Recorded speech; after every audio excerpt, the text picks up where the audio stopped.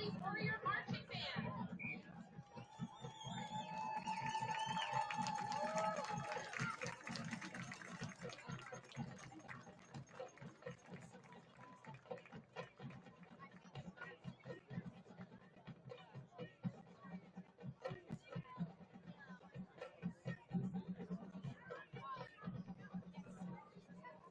And now, tribute to Troy.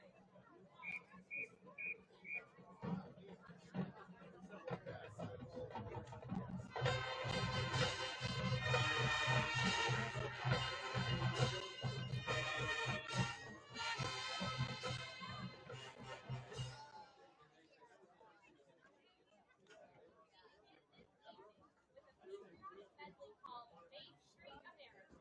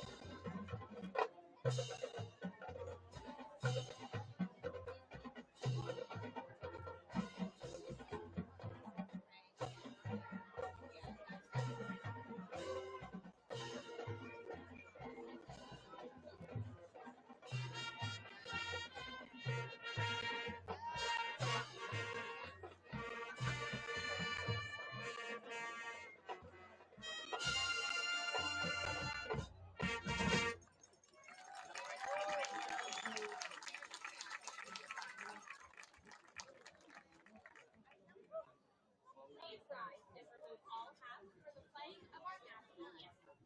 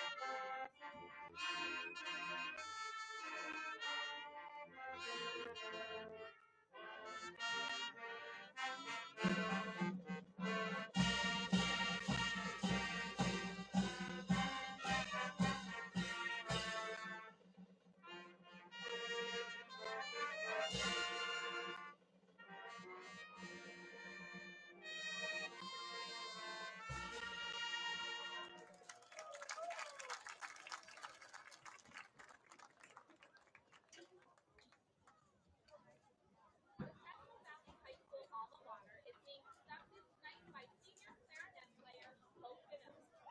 Please remain standing and sing along for the Central Valley School alma mater.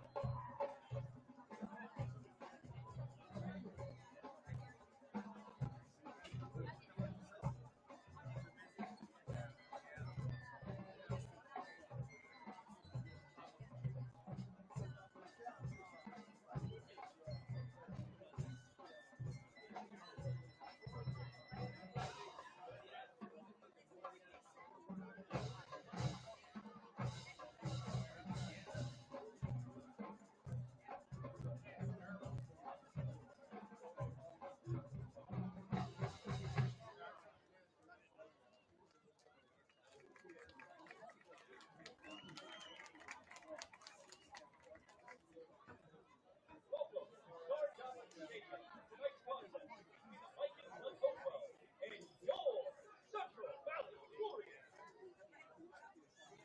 Officials for tonight's contest: Josh Gronkowski, Adam Stanley, Dave Hitler, Andy Bilski, Andy Cano, and Trung Tran.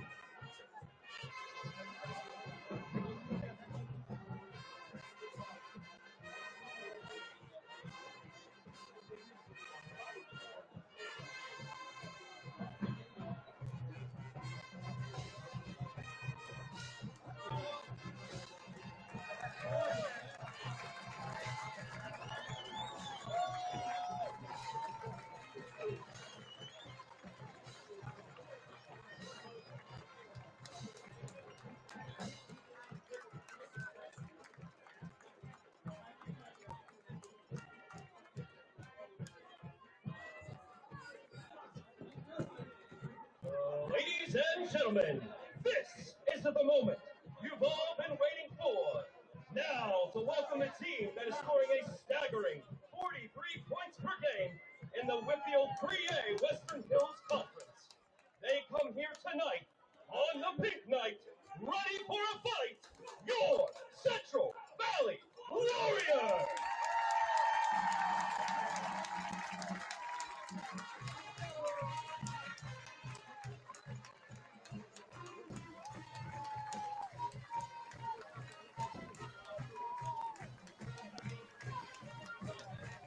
And it is a beautiful night for high school football.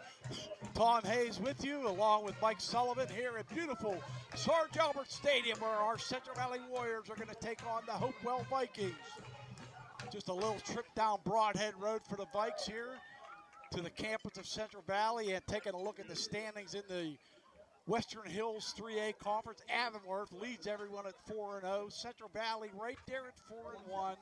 Beaver 3-1. Hopewell at 2-2, as is North Catholic. So you can see the Vikes are right there in the hunt for a potential playoff spot. Quaker Valley and McGuffey appear out of things at 0-4 and 0-5 respectfully. And Mike, welcome aboard again. This is a big one for the Warriors. Getting down the last regular season, the last conference game of the year, I should say. Next week at home is an exhibition game against North Hill. So the Warriors got to take care of business tonight against the up-and-coming Hopewell squad. Yeah, that's right, Tom. And obviously, as we know, we got off to a rough start to start the season. But fortunately, those were non-conference games, and we know those were three really difficult Quad A opponents that really helped prepare us for the conference. And yeah, having a good record in the conference, still goals lie right in front of us, and hopefully, take care of business tonight and get a great seeding for the playoffs. And Central Valley actually, or I should say, Hopewell won the toss, and they have deferred, so they want the CV offense to get out on the field first. And we want to thank again Sean Render and Ethan Young for setting us up again. And we got the big guy in the house tonight, Jim Render, Sean's dad, the former great from Center High School from years ago. A little bit younger than me, but close to my age. And I graduated in '76. And Jim, what were you, 82 or 83? Somewhere around 83. He's a Mark Velasic guy back in that group. 3 points, sports star here for the Trojans back in the day. Now, of course, the merger since 2010 between Monac and Center, the Central Valley Warriors. Back deep, it looks like. Back to receive, number 20, Antonio Perry. And number 5, Mason Dixon. Antonio Perry and Mason Dixon back deep for the Warriors. We haven't seen Jance Henry in a couple weeks. And Mason Dixon has delivered the mail. Onside kick, and the Warriors have it. Nice recovery by Adam Schroed. So Hopewell trying to catch the Warriors off guard. Didn't work. CV at their own 41-yard line. Yeah, that took a really tricky bounce there. It looked like it might have hit Ethan Andrusek. Yeah, Schroed's did a good job. We'll take that field position, too. Yeah, most definitely, Mike. Yeah, Phil, but that's a good point. That's a great spot to start at your own 40. Steve Rutherford, the senior quarterback under center. And he's going to throw it on first down. Has a man, and that ball is complete to the 50-yard line. On the catch will be Quinn Connolly, the senior. They're going to say he's short of the first down. I thought he had the marker, but nonetheless, that'll be 2nd down and 1 to go. Yeah, it looked to me like when he caught the ball. This is something new. We're not used to seeing on the first play there. We were in three wides, and Stevie was under center. Yeah, Stevie under center is probably surprised me more than anything. Right, other than when we're in full house, yeah.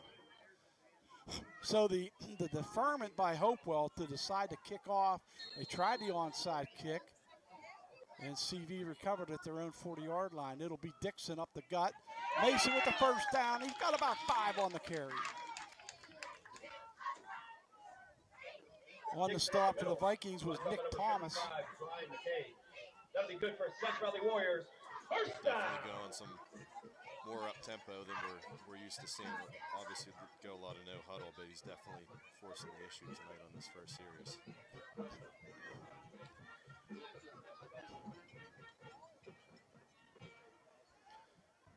Rutherford out of the gun. He's under pressure, and he's going to be thrown down.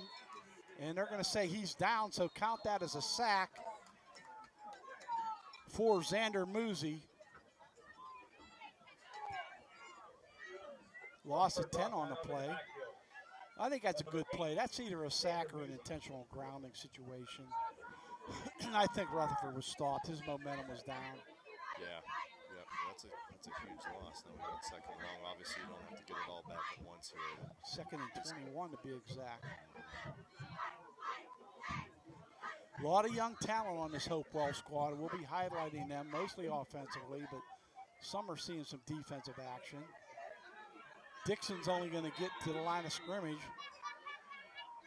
Great defensive play there by Jake Pollock. That's going to bring up third and long.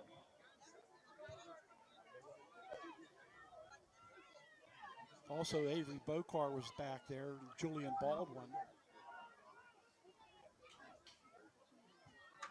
Actually, it was Baldwin on the assist. Third down and 20 to go. I'm going to go 4 wides here. Wouldn't be surprised maybe if they run a screen or a draw, or at least, like I said, try to get about half of it back there.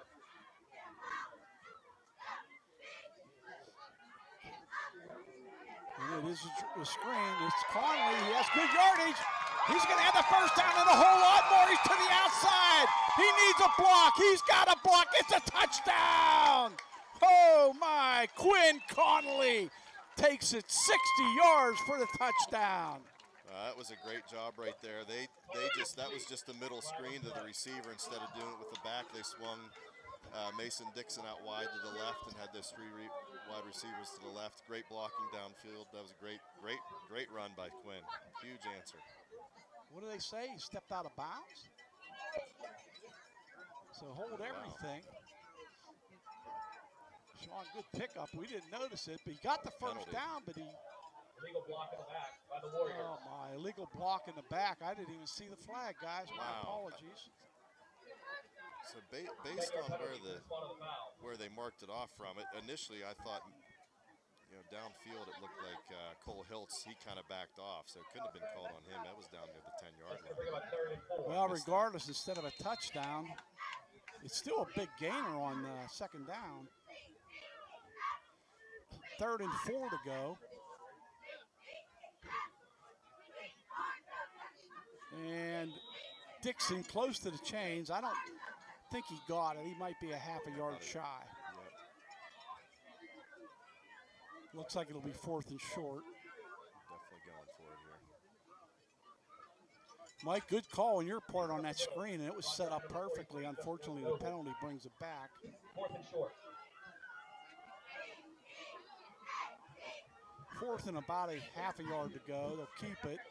Quarterback keeper by Rutherford. He's pushed forward for the first down. Rutherford on the keeper, and that'll be good. Good push up front there by the O-line. First down.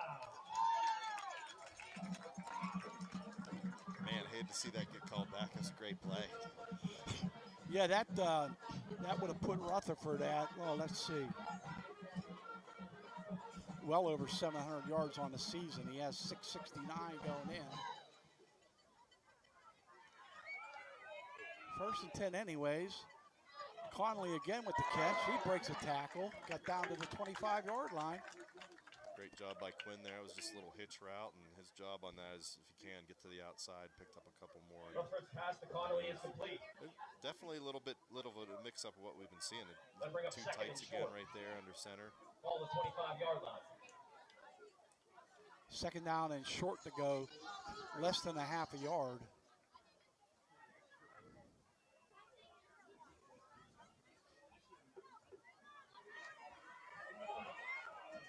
Rutherford keeps it for the first down. Just a little zone read there by Stevie. Good job picking up the first. Hank Berner with the tackle for Hopewell. That'll be good for Central Valley Warriors. This is a little bit more like football weather, Mike. I've been complaining about the hot weather like a baby, and I'm gonna thank Mother Nature for tonight. Yeah, this is great. Warriors first down at the 22. They're going to throw a flanker screen, and he's going to slip down as Underwood. Yeah, he just lost his footing there. Reference pass to number 1, Jaden Underwood. Got a It's few more complete. if he didn't slip. Yeah, if he keeps his footing, he might have taken out the distance. Well, it's pink out here at Sarge Albert Stadium in honor of Breast Cancer Awareness Month, and I'll tell you, folks, it hits close to my home this year. I have nothing but best wishes and prayers for my niece Jeanette, who's going through it right now. Up the gut run. She's such a trooper. Her daughter Brady got married last Saturday, and Jeanette was there the whole time as she battles. She fights this battle that I know darn well she's going to win. Another Central Valley Warriors. First down. 1st and 10 Warriors at the 12-yard line. My sister's now probably going on 25-year survivor of breast cancer. God bless her. That's what we're praying for. Absolutely. Dixon tries to get to the outside. He does. And Dixon is into the end zone for the touchdown. 12-yard run for Mason Dixon. Great run by Mason there. That was meant to go inside, and he bounced it out off tackle. And once he got to the outside, just did a great job of getting to the end zone. I missed who was split out wide there. It looked like some good blocking downfield. That's a great opening drive. Especially after he had a touchdown call back. Right. You think about we were in 2nd and 21 at the time. Yeah, it was. Yeah, 21. Pratt's extra point is up and good. 7-0 Warriors. Number 17, Dominic Pratt's kick is up and good. That's going to take your score. Central Valley Warriors 7. Hopewell Vikings Well, 0. your decision by Hopewell to defer and then try an onside kick. If it works, Mike, it's a genius move, but it's a risky move. And with an offense like Central Valley, it might be too big of a risk to take. Right. Yeah. They could have felt give themselves an opportunity to get some momentum right off the bat. But yeah, you're right. If it doesn't work, you're kind of putting yourself in a bind and giving them good field position right off the bat. But I give Matt Modest, the first-year head coach, credit for having the guts to make the call. And Matt already has 4 wins on the season, so things are looking up for the Vikings. I mentioned this freshman class led by quarterback James Armstrong, who just turned 15 years old last Friday night. That's how young of a kid he is. Yeah, they are young. Avery Bokar, those kids have played. My son Jackson played quite a bit of baseball against those kids, and yeah, it's hard to believe they're in high school now, but they've got some good athletes in that class for sure. And yeah, definitely starting to turn the program around. Pratt's kick is going to be a touchback. He's not allowed to return that. That's got to be an automatic touchback, yes. Brought it out of the end zone, but the whistle was blown. There's another freshman right there, Brody Rock. Yeah, and he's not built like a freshman, 6'1", 210. Wow. A big kid.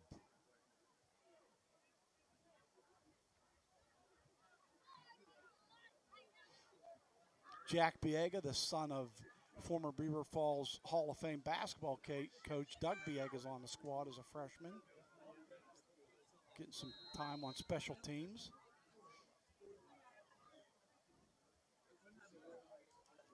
Brody Rock, the leading rusher, is only a 9th grader, and the quarterback, James Armstrong, who's one tremendous athlete.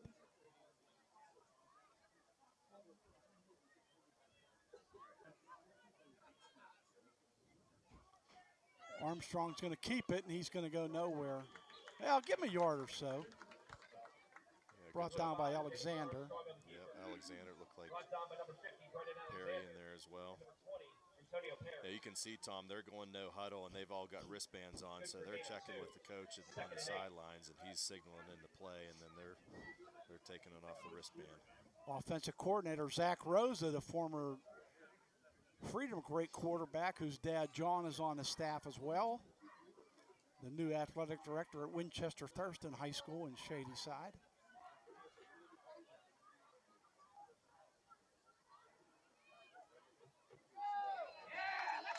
And hit at the line for no gain is Armstrong. They have Armstrong listed at 6'3", 210. I don't know if he's 6'3", but he's got pretty good size for a 9th grader. 3rd down and a long 9 to go. bring up a third down. It's a big play for a young offense here, And Mike. Yeah, sure. Yeah, and it'll be interesting to see what they do here, how aggressive they are. Central Valley in the first 2 plays are playing real tight press man. They're going to back off a little bit here. But, yeah, young quarterback. It'll be interesting to see if we put a lot of pressure on him here, too.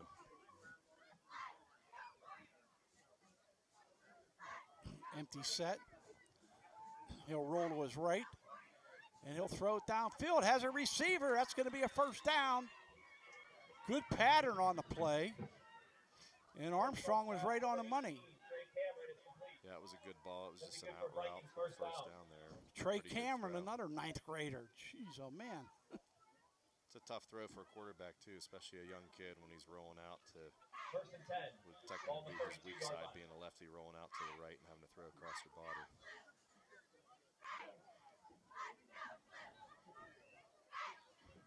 So good first down for the Vikings as they try to stay in this playoff hunt.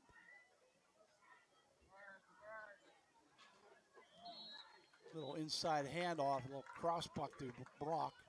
Handoff to number 23, Brody Rock, I should say. Got nowhere.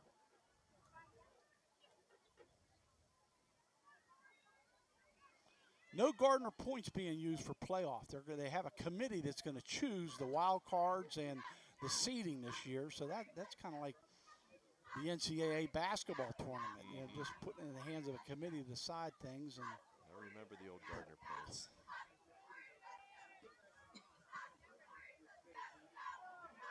Armstrong's under some pressure, and he's going down. He's already down as he throws the football. Yeah, Schroeds brings him down. Looks like they are going to mark him down there. You're right, Tom. Good pressure by the defense there. Yeah, that was obvious. He was clearly down. Armstrong brought out of the backfield by number 7. I didn't see who the receiver was, but he did have the inside receiver early, and then he wasn't open late, but he just ran a little, what we used to call a zag route when we were at Geneva. He'd run like he was going across the field and then just reverse pivots outside, but he really wasn't open. Speaking of Geneva, it was so good to see 2 Geneva greats together in the press box. Mike Sullivan and Jeff Belts, the superintendent of Hopewell High School. And Cecil Brazos as well. I forgot. Yeah, Cecil's here every week. Yep. Boy, Cecil, I don't mean to take you for granted, but Sullivan and Belts just took my breath away. Those guys, a talent right there, especially at the receiver position. But Jeff is one of those guys that you get to know, just a class individual. So such a great job taking over for Pat Tarquinio at Beaver High School, and now the superintendent of Hopewell area schools, and just a class act, a great young man, and wish him nothing but the best as he continues to run the show for the Vikings. Yeah, Jeff's a great guy. I can remember my dad recruiting him and him playing for my dad in the early 90s, and then for Gino. And he let him play both ways. Yeah, he did. Mackay on the return. Ahmed, it looked like a horse collar tackle. Yeah. We don't have a call, though, on it. I don't know how they didn't call that. It was pretty obvious. Ethan's going to let us know if we were right on that with the replays as we get a look. Oh, yeah, I missed that one. Yep. Well, great field position again here. Need to take advantage of it. Let's call it the 47.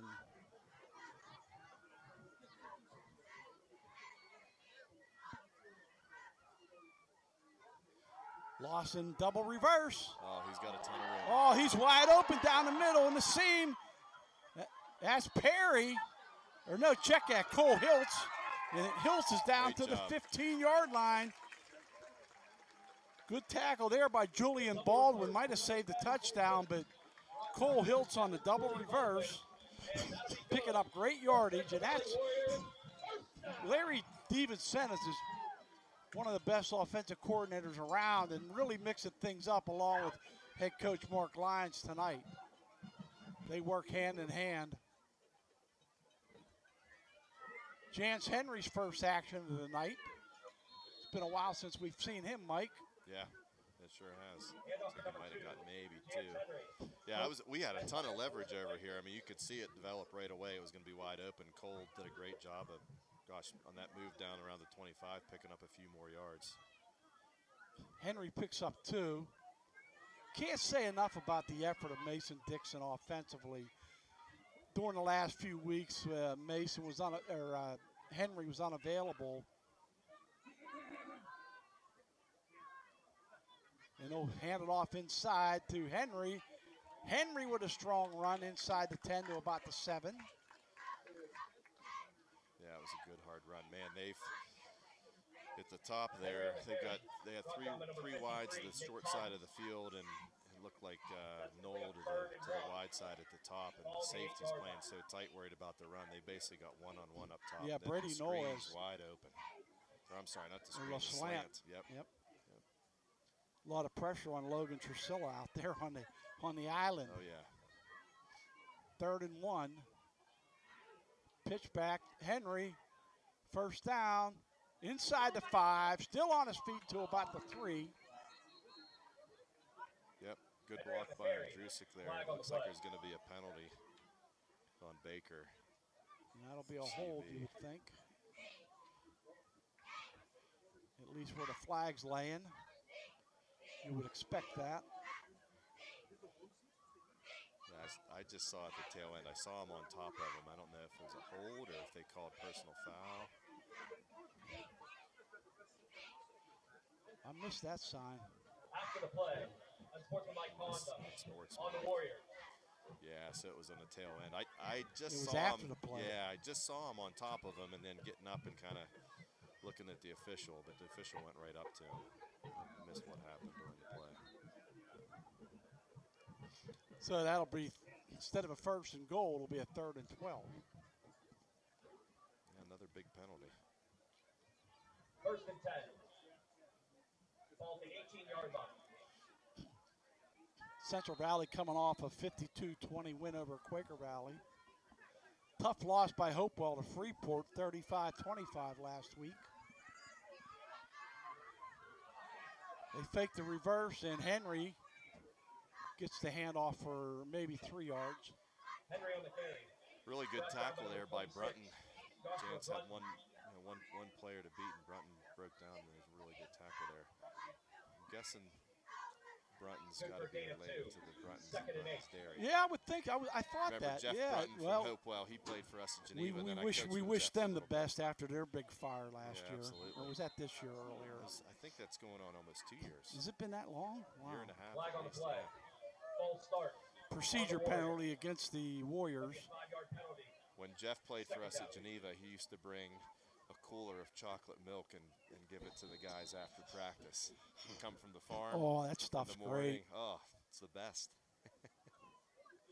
Going back to the Geneva real quick. How many guys have played both ways like Jeff Belts did? Your dad utilized him both offensively and defensively. Mike, that doesn't happen very often, let's face it. Henry breaks a tackle, and he's still on his feet. Now he's going to be brought down of a gain of a couple, but that just goes to show the type of athlete that Jeff Belts was. Yeah, not off the top of my head, not too many that I can remember. We might have had a few guys. I think we had a few guys. I remember when I was coaching there that did it, but not even to the extent that they utilized Jeff both ways. He was a phenomenal athlete for sure. And it's tough. It's tough in high school even to go both ways. You don't see it as much as you used to. You know, a lot more platooning. I know years and years ago they platooned a lot. And they're going to let the quarter expire. So after a 12-yard touchdown run by Mason Dixon, the extra point kick was good by Dominic Pratt. Central Valley with a 7-0 lead as we go into the second quarter. I don't know what the time of possession would have been there, but we really possessed the ball. Dominating. Yeah. And again, it seems like every game we broadcast, Central Valley gets the ball to start the second half. Yeah. And that'll be the case again tonight.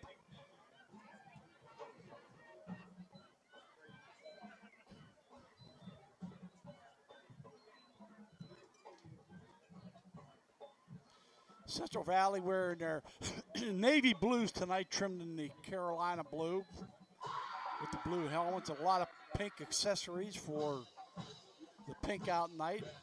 October is usually the Breast Cancer Awareness Month.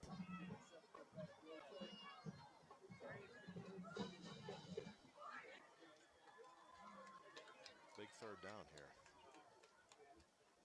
Yeah, 3rd and a long one to go. They have to go inside the 10 to about the 7, maybe the 8.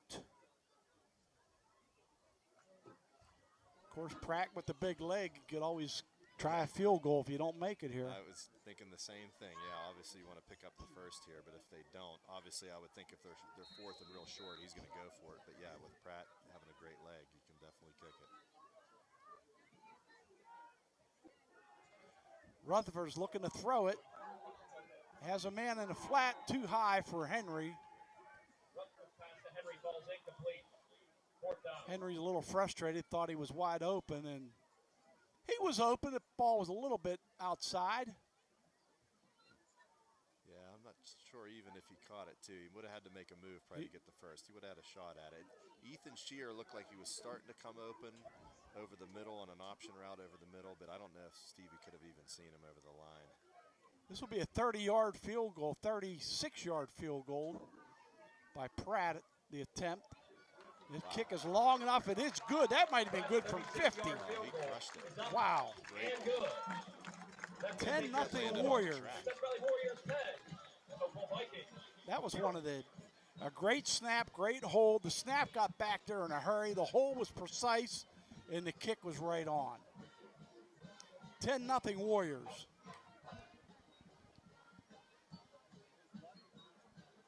Yeah, it's good to come away with at least some points there. You're right, Tom. He could have made that from a lot deeper. He crushed it. That ball was flying. It was high, true, and down the middle.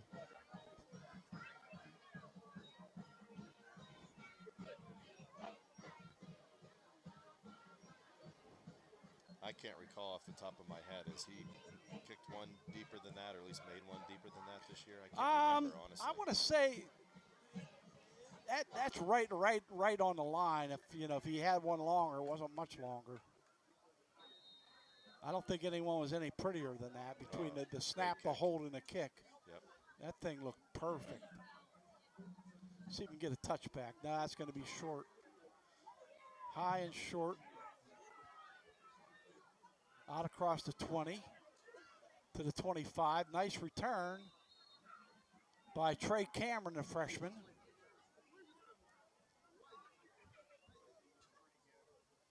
It's like Andrusik again on the tackle, I think. Well, let's see if the Vikings could get some offense going. Trey Cameron on the return. I'm going to mark him down at the 26-yard line. 1st and 10. Yeah, it'll be interesting to see what they do here. I mean, Armstrong, he carried the ball every time on their first possession. They didn't. If they're going to run it, he's going to be it again because they're an empty. Yeah, if they're going to run the football, it's going to be Armstrong or Rock. Now they're going to try to throw it, and he's just throwing it out, and the pass is complete. Brody Rock with the catch. Armstrong to number 23, Brody Rock. Complete. Well, that was a dangerous throw. That was up for. That looked like that was up for grabs. Yeah, it was. And honestly, it looked like we kind of got caught at the end there, kind of just watching before he released the ball because I didn't think he even had anywhere to go with it. And yeah, it was a risky throw for sure. Good catch. First down out to the 37-yard line. You float a ball to that outside, and it's Armstrong on the keeper. You wonder how much wear and tear Armstrong can take running the ball that many times. Now, last week, he got to play a little bit on defense at linebacker. Now, we haven't seen him defensively yet tonight, so that might be something to look for. But that's risky to have your starting quarterback play defense as well. Oh, sure. Yeah, absolutely. He's already filling in for Kingston Krodick, who had an injury. Great baseball player. Hopefully he's okay for baseball season next spring. And that ball is tipped in the air and caught. Wow, that was almost a pick six. And yeah, it went right through. I missed two for us whose hands it went through, but they were Hopewell was fortunate there. So was that Lawson over the middle? That was caught though by Trey Cameron. Yeah, I think it was Lawson, Tom. Who really has shown some skills tonight as a 9th grader. Oh wow! Yep, that was a pick 6, right through his hands. First down to the 45 of the Warriors go to Vikings.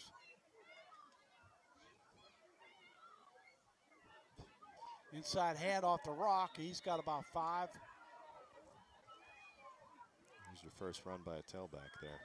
Well, you were mentioning too about Armstrong carrying the ball so much and then playing defense too. I'm sure Coach Lyons was preaching it all week. And I remember when we coached at Geneva too, when you got a quarterback that runs the ball and is a great athlete and a great player, you want to make him pay every time he touches the football.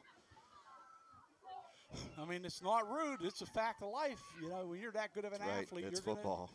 Going to draw the attention. And he takes off with it again.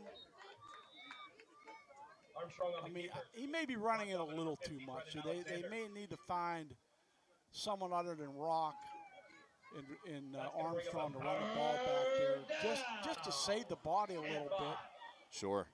3rd down, 5 to go. They might be 4 down territory depending on how many yards they pick up here on 3rd and 5. 9:25 to go in the half, 10-0 Central Valley. Tom Hayes along with Mike Sullivan, we thank you for listening and viewing on the Central Valley YouTube channel. So great to have you with us. Armstrong's to the outside. He's got a first down and a whole lot more. All the way inside the 20-yard line and then a flag. Armstrong on the carry. Flag on the play. Oh, wow, I'm not even sure what the flag was on. The only thing I could think it would be a face mask. Maybe, yeah. I didn't see it. There was no offensive lineman down there to block. Right. Oh, yeah. Face mask on the Warriors. And it is the face mask penalty. Yeah, that's a big penalty. Coach Lyons is not real pleased about the call. Obviously, it's a long way away, but I didn't see it from here, but obviously he must have done it. I mean, the official was pretty close there. Yeah, they didn't hesitate when the flag came out. No. It was quick.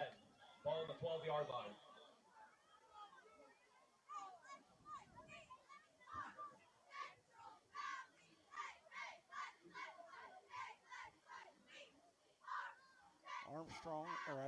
Armstrong is a 3-sport athlete, I believe. I know he plays hoops, and I'm pretty sure baseball as well. Well, you probably coached against him in baseball. Yep, we did. Rock with the short gain, loses the football, but his knee was down clearly. Brought down by number 7. Good tackle by Schroeds. Schroeds just made a name for himself. No gain on the play. Yeah, he has, and he stepped up his game. Yep, Adams only a junior. He's still got a lot of room to grow. Put on that frame too. 6'3", about 178, 180 pounds.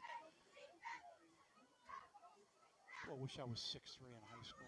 I wish I was 6'3" now. Screen pass dropped, incomplete. Oh, that was close to being a lateral. Basmore did a good job of getting on the football there. It was close. That's going to bring up Santino Ulizio there on the coverage. 3rd down and 10 to go, and they have one of the better place kickers in the WPIAL. Rocco Marcantonio, I think he kicked a 55-yarder earlier this year. That's right. You're right. Yeah, tied a Whippeal record, I believe. Yeah, a few weeks ago. Tried to get him 56, but to break the record, but they officially made it a 55. Pass is caught. Oh, wow. Oh, no, through the hands. Yeah, right in his hands. It's actually a good throw. He was wide open, too. Logan Tresilla falls incomplete. I thought they may roll Armstrong out again there. They've done it a couple times already, but, man, it gives them then the option to run or pass. And obviously we know he can run the ball well, and he's got a good arm, too. But, yeah, that was a good throw, just dropped by Drusilla. This will be a 28-yard attempt. And that kick is good. Pretty good drive by Hopewell, and obviously they wanted to come away with 7 there, but good for them to at least come away with 3. Good job by us to slow them down there. Obviously we got some help on the drop pass, but we'll take giving up only the field goal. Mark Antonio, only a junior. I'm going to imagine he'll get some looks if he hasn't already.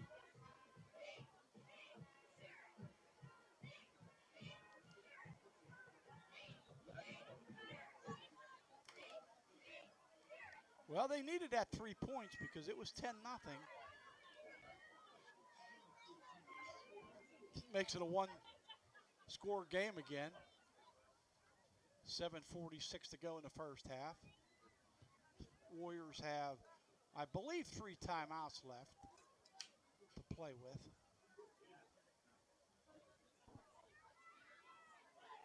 Yeah, and other than Hopewell's first possession, where I think they only got 1 first down, both teams now have only had 2 possessions. You know, Central Valley's both were fairly long. Ball control. Yep, and Hopewell's was long there. A squib kick, and Hopewell's going to recover it. They bounce it off the front line, and I'm pretty sure the Vikings have it.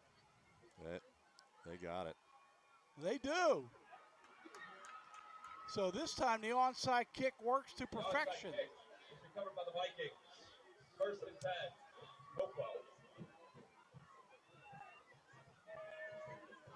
Yeah, I mean, he kicked it as hard as he could, almost trying to squib kick it, and it just went right off of, you couldn't see who it was in the replay, off of one of our front line kids' chest there. And they'll take over right at midfield. It probably bounced 8 yards. That was well executed.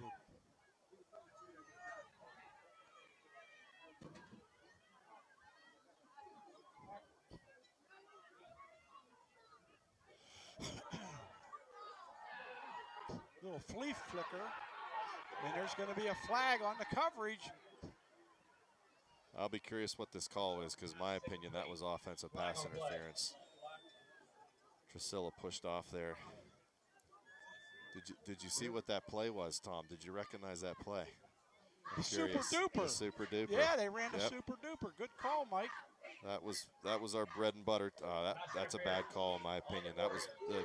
Yep. Drusilla clearly pushed off on that. And if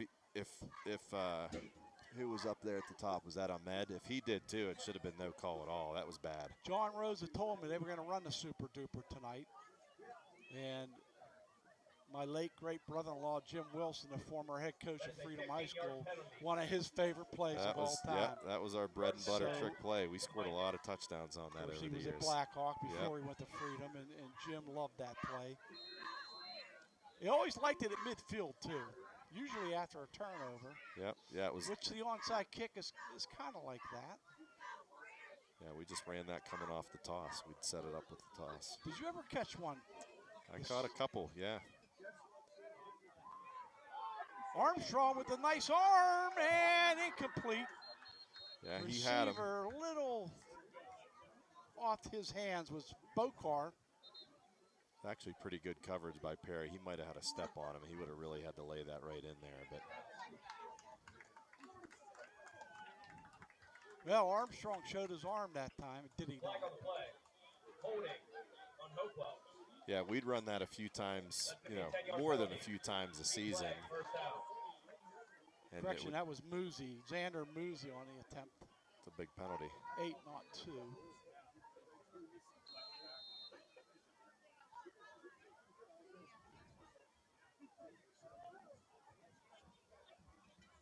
Yeah, Hopewell's hanging around, only down 7 on the road here at Central Valley. Warriors lead at 10-3. Screen pass to Rock. Rock with a nice play, brought down by Lawson. Armstrong's pass to Rock. This is a young football team. I keep saying it, guys, but boy, they're going to be fun to watch in the next few years. Second and 15. Yeah, for sure. I mean, they've got a lot of young kids playing, and I mean they're hanging in here right now. This game's obviously tight now. I mean I feel like really the only way that they're going to be able to stay in the football game, and this is no disrespect to them, but if you know, we keep turning the ball over and keeping them in it. I think if we can get up on them, them Oh, being for a young sure, team. yeah. Pass is Great caught. throw. Almost the first down. Let's see where they mark it.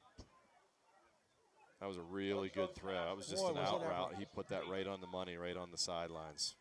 Trisilla with the catch. He has shown some skills as well at the wide receiver position.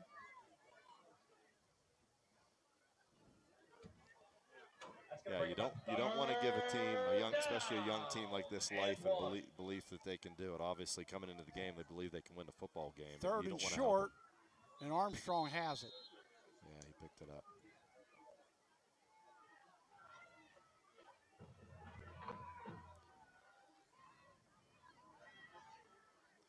Well, you like to see the young man get the opportunity and take advantage of it. And James is nicknamed Boo Boo.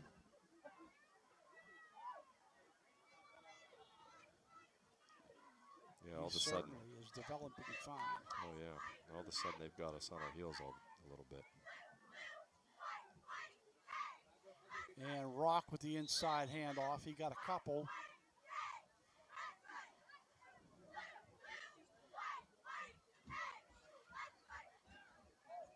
Rock on the carry. They're on Dusek ended up with the ball there, Yeah. but I think it must have been after the play. He had the tackle and the ball, Yeah. but the ball was down first. Second down, 9 to go as the Vikes continue to move. Well, be honest with you, they're already in field goal range with Mark Antonio. Yeah. Oh, they moved. Yeah, they got him. Flag on the play. Snap penalty. Yeah, it looked like the slot receiver, and maybe even looked like Rock might have moved as well. Now those are player mistakes. Coaches can only do so much on pre-snap penalties, Mike. That comes on actually it's against Central Valley who jumped into the neutral zone evidently. Yeah, I missed that. But part of the problem with the Vikings are that they have had a lot of pre-snap penalties, and that's just youth. Sure. Yep, inexperience. So an easy 5 yards there brings up second down and 4 to go for Hopewell.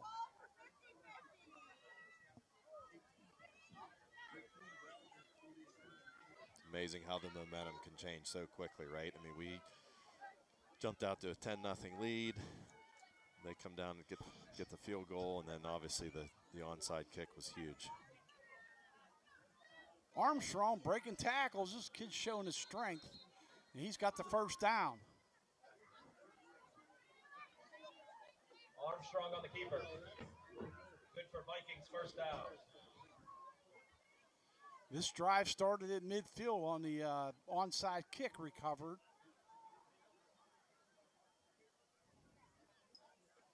Well, now if you're Central Valley, you just want to come up with a defensive stop. Make them go for the field goal. At this point, that would be a victory if you could hold them to 3.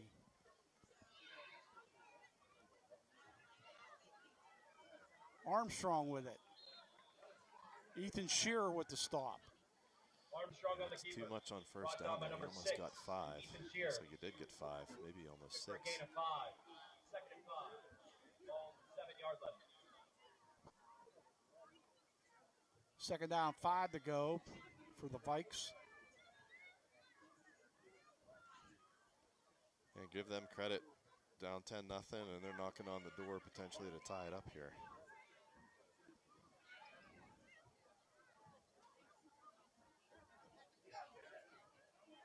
Armstrong keeps it. I mean, he's their answer.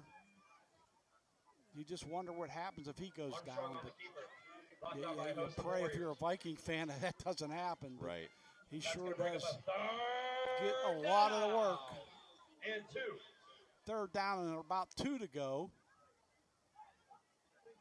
I would say you're 4 down territory here. I don't think you're thinking field goal at this point. Right. Yeah, unless they screw something Unless up they here and lose take a yardage big on loss. this play. Right. Looks like he's going to run it down, take a timeout, and they're going to talk about what they're going to do here on third down. Matt Modest, the Aliquippa grad, the head coach, first-year head coach. Hopewell.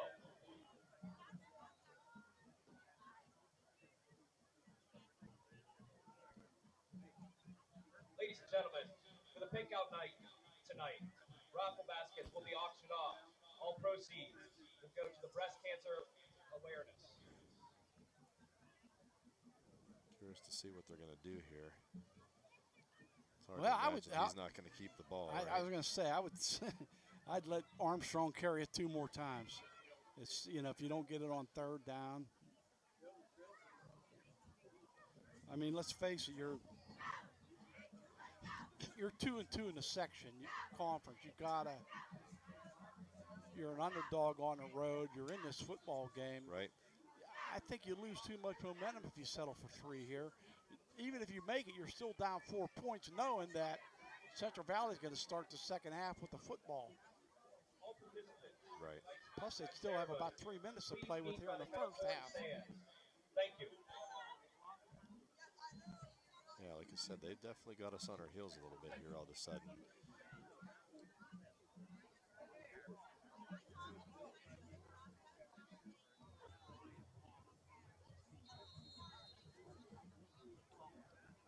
Hard to imagine they wouldn't run it up the gut again here, do zone read with him. Yeah, that's what I can't see Armstrong getting rid of the football. And he doesn't. And he's got it. He has a 1st and goal. I think it's, oh yeah, he got it. He had a nice line surge It there. looked initially like he didn't have it, but yeah, the second effort picked it up. Yeah, he's following Hank Berner, the senior. 6'3", 265, not a bad choice. 1st and goal to 2 for the Vikings. Trying to tie this football game up.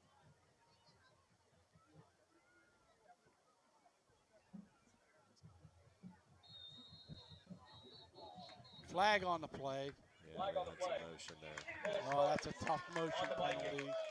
That goes back what I said a few minutes ago about their pre-snap penalty problems. On the previous play too, curious to watch a little bit more closely. When he's getting the ball too from the gun, sometimes he's moving a little bit before the ball snap too. So have to keep an eye on that too and see if maybe he starts leaning a little too early and they get called on it. That'll push him back to the 7 now. And Armstrong falls down. Yeah, Looked like he ran into his own man. Yeah. I'm a little bit surprised. They did it on their first possession once or twice, or maybe the second. I'm surprised they're not running some sprint out with him too, and then it puts pressure on the defense, giving them the option to run or pass. Pass first and then run. Even giving Rock a carry. Right. You know, Rock, 6'1", 210. Pretty big guy down there inside the red zone. 2nd and goal at the 6. And Armstrong hit at the line. Yeah, we're doing a really good job. Schroeds. Good timeout up on there. the bottom. Lawson. Or Mason Dixon. Yeah, great job by Mason. Who took that timeout? CV? Yeah, we did. Yep. Yeah, it's good timeout. Now it's 3rd down, so obviously you hope you stop him here. Maybe burn another one and then at least have get one the ball left. back, yeah. Right. We've had success throwing the football too, so plenty of time. If it's a minute, minute 20 or so to go with getting the ball back. Well, defensively, you have to think about the stop here. You really, right. that's priority number 1. It'd be nice to get the ball back and try to do something, but if you're Central Valley, defensively is where it's at right now. You got to keep Hopewell out of the end zone. Not only the fact that you keep the score in your favor, but you take a lot of momentum away from Hopewell if they don't score here on this drive. Sure. Yeah. Which is why they may kick it on 4th down if they don't get anything here. Yeah, I was just going to say that. At this point now, we were talking earlier, they may go for it, but at this point you want to at least come away with something. So well, that's when it was 1st and goal to 2. Exactly. Now, yeah, exactly. The pre-snap penalty brought them back. Yep. You just got to contain them here. Another flag on the play. Armstrong's brought down by Dixon. Brought down in the backfield I by have to number imagine that's 5. got to be on them Mason again. Great Dixon. job. They brought Dixon on the blitz. Great job on the backside. This is tough now for Coach Lyons, On the because Vikings. you take the penalty and give them another down, No, or do you decline you it? turn that penalty down. There's no way That's you what take that. He's trying to figure out what the call is going to be here. And What a he's play gonna do. by Mason Dixon. Yeah, great side. Wow. Great job from the backside. Yeah, he's going to decline it, I think.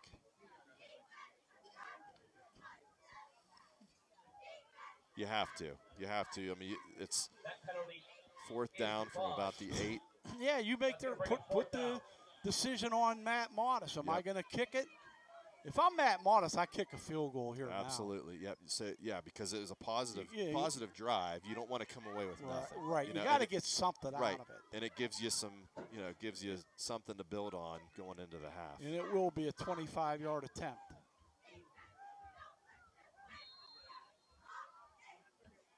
How about a block here? Rocco Marcantonio, I'll take that. And the kick is up and good. So with 123 to go in the half, it's 10-6 Central Valley. Central Valley Warriors 10. Good job there by CV to hold him to 3. Yeah, that's a win. They had the ball for about 6 minutes. It And was that about was a 7 50-yard something to drive. go. Yeah. So back-to-back field goals by Rocco Marcantonio. What's huge too is we didn't have to burn another timeout. So got 2 timeouts with 1:23 is a ton of time. Well, if I'm Central Valley, I would not forget about those onside kicks because they've executed them well, He's got the hands team up there. and I would be alert for anything. Now, if I'm Hopewell at this point, I'm kicking her it deep. Yeah, Heck why give them a short Yeah, field? you can't. I mean, you just cut it to 4. You can't get greedy. Kick it deep, make them earn it. Don't give them a short field with 1:23 and 2 timeouts. Yeah, if you can go 80 yards on me with a $1.23, then you deserve it. Absolutely. And Marcantonio, he can obviously has the leg to get a touchback.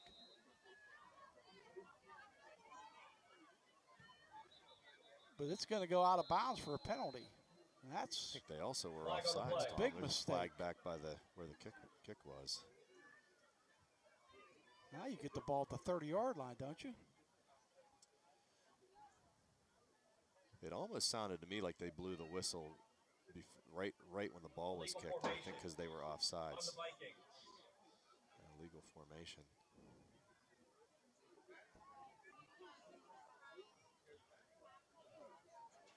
I honestly don't know the rule now in high school for a kickoff, but they did closest to the CV sidelines here. Free kick. I don't know if you have to have at least one player outside the numbers, but they didn't. So I don't know if that was the call, but that seems odd to me that that's what it would have been. Now an opportunity Big for a penalty, though. return.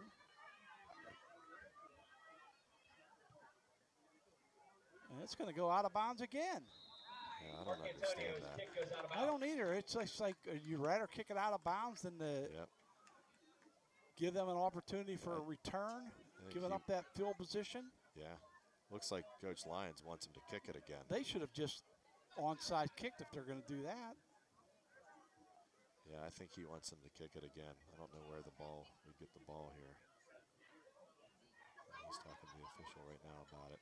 Looks like we get the ball at the 40. Yeah, remember, no time gone off the clock because no one's touched the football. Right. He's saying, if we get the ball at the 40, he's going to take it. You don't want to make him kick it again because he could kick it to the 25 and not even get back to the 40. 1st and 10 for the Warriors. Great field position with, tons of time. 2 timeouts left.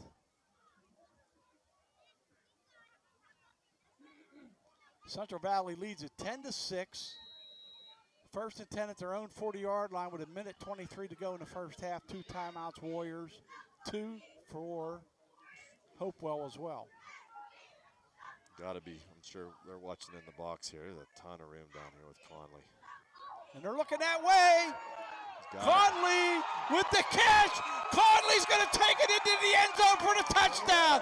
No flags on the play. This is going to stand 60 yards on the touchdown. Great ball by Stevie. He put it right on the money, right on the outside, right over Quinn's shoulder. He could have run they ran the fade there. He could have run the fade or the slant. It was one-on-one. The safety was up tight, Bokar. Great throw, great answer. It's a lot of time now, too. One touchdown. I was surprised there was no help on that. There was a little contact, but it looked like incidental contact. Oh, what a backbreaker that could be. Extra point attempt is up and good. Wow. Yeah, huge answer there. And they were, was that Rocket corner, Tom? He's a linebacker. Sure. I missed who it was at corner there. But yeah, I mean, it really put him on an island. Tough thing, too, on the, he's playing off the ball enough. Usually you want to get a little bit of a piece of the wide out. He tripped, too. He tripped himself. Yeah. I don't know. Yeah, I couldn't pick up the number. Great answer. Wow.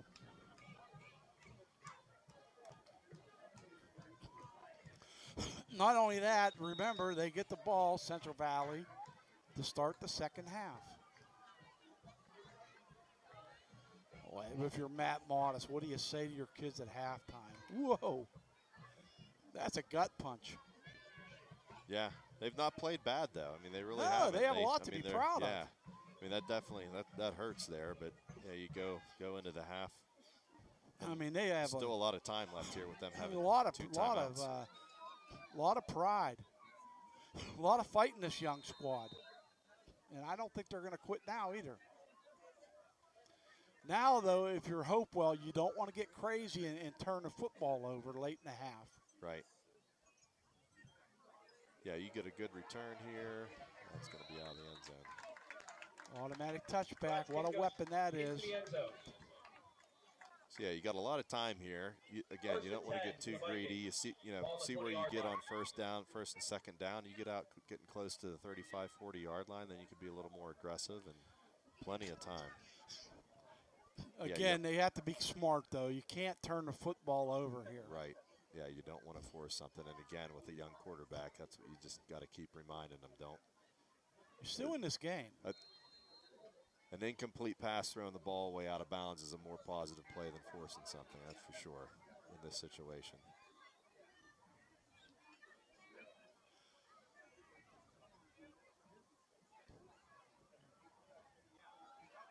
Pump fake. I don't know if that's a fumble or incomplete pass. And Dixon's going to pick it up and take it into the end zone just in case. They're going to say it was an incomplete forward pass. Wow, we were real fortunate there. They were running the hitch and go, and fortunately we got pressure on Armstrong because the hitch was wide open. Ahmed bit on it, and if he could have gotten the ball released, we might have been in the hospital there. Second down, 10 to go. 1:08 remaining in the half. Hopewell still with 2 timeouts. Rock the ball carrier. Got about 3 or 4. Coach Lyons just burned a timeout, which is a good timeout there, too. They only picked up maybe 3. Ethan Shearer with another tackle. Hopewell with the time. No, Central Valley with the time. I like the aggressiveness on first down with the hitch and go, but again, if it's me and easy to say, I'm running the ball on first down, seeing what I get. Because with the incomplete pass there on first, then obviously you stop the clock, and now you're in a situation. What do you do here? Are you conservative and run the ball and hope to get the I would first run down? the ball here. I'm a little conservative. Yeah, more conservative than most, but I know I got a young team. I'm on the road. Right. Just gave up a big touchdown play. I don't want to give up a turnover. Right. That would be my biggest fear if I'm Matt Modest. I would just let Armstrong get out on a perimeter and let him dance a little bit and see what happens. I know I've said it a few times, but yeah, if anything here, I'm going to sprint him out and give him the option to run it or throw it. They have Stevie Rutherford out there at safety.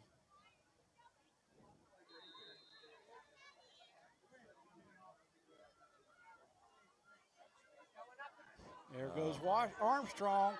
He's got the first down and a whole lot more out across the 40 to the 43. Nice run by Armstrong. Yeah, and the play before that, they've only got a tight end over there, and Ahmed's playing real tight. I'm surprised they didn't have him out a little bit more because that was just leverage there. He just got to the outside and there was no one there. A big pickup for them. Now you can open it up again if you're Hopewell. Yeah, now you don't. Now you're not as worried about the turnover because your back isn't against your own end zone. Right. You have some breathing room. A little surprised we're playing so tight too. Pass looked like that skipped off the turf, incomplete. Yeah, it did. Trey Cameron saying, "What are you talking about? I felt like I you made could a almost catch." hear it up here. That was right in front of us. It's nice when a play happens in front of you. When you're an old man like me, it's really great to see something in front of you. I can see really well far away. It's just these glasses I got to wear like this so I can see what's in front of me. I can't see far or near. And I can't hear either, so I'm a mess. Second down, 10 to go for the Vikes at their own 44. Flag, they left too soon again. And that pass will be almost intercepted. Don't do that. Don't do that. That should be a penalty right there on Jaden Underwood. He should be flagged. You can't celebrate like that in high school. It was a good hit. It was a clean hit. But get back to the huddle and let it stand. That penalty is declined.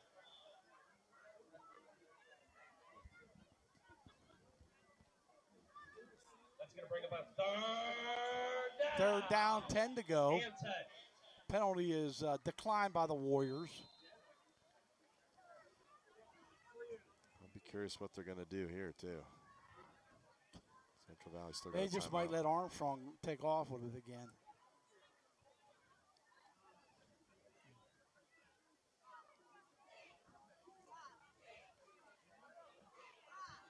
And he's going to throw it. And that ball is caught. No, dropped. Wow. He had it, but then he dropped it. I think Brock was down there. Yeah, it was in his hands. Or Brody Rock, I should say. Broken up by number 9, Aaron Lawson. Fourth down. Fourth down and 10, and I would kick it away here if I'm Hopewell, and I think they will punt it. Kind of crazy. He really wasn't open, and then all of a sudden he came open. I don't even know how he came down with even having an opportunity to catch it. Bad punt or a good return here. We could be in really good shape. Punt's going to go out of bounds. There'll be no return. It was way out of bounds. But it's a short kick. Where are they going to mark that thing? At about the 40? He's still stepping it off. Whoa, ref fell down at the 40-yard line. Kick goes out of bounds. So it's gonna be about we gotta really appreciate the job these officials do. I've said it before, and I mean it wholeheartedly. Western Pennsylvania, the WPIL has some of the best officials in the state. And I know there's a shortage of referees and a lack of respect for a lot of them. And we're blessed in this area to have great officiating crews on our games week in and week out, and it's greatly appreciated by the fans. Shovel pass there. Inside shuffle to Ethan Shearer. He's got about 11 yards in the first down. Now you have a chance to go for the downs here. Coach Lyons with the timeout. I'm surprised they called a timeout there. I wonder if he didn't realize he had the first down. Timeout. Warriors. Would have been nice to preserve that, on the first down, spike it, get up to the line, spike it on first, and then you still got 2 shots with still having your timeout. I think you realize, you know what, let's just take our time, and if we score on this next player or two, fine. If not, that's okay too. One thing you can do here now that you got no timeouts, if you don't get out of bounds, if you get the first down, you can be telling your kids right now, if we get the first down, you know, he could already be telling them what we're going to run on first down, so they can just run up to the line and snap the ball and get one more play off. But obviously now you're running the risk of the time running out. So you either got to get out of bounds or you got to get the first down. Hopefully get in field goal range at least. Well, you have Quinn Conley and Cole Hilton, two guys on the outside that can get down the field in a hurry. You're going to have Aaron Lawson in the slot right side and Jaden Underwood slot on the left side. So you have 4 in the pattern. A lone sidecar is Dixon. And Rutherford's going to throw it. And Lawson's going to get out of bounds at the 30. That'll be a 47-yard field goal attempt from this point, Mike. I think you run one more play. Yeah. Either into the end zone or another out pattern. He's gonna try it right now. I guess they are. Well, this is going to be a heck of a kick. It's going to be 38, 35, 36, 37, 47 yards. Yep.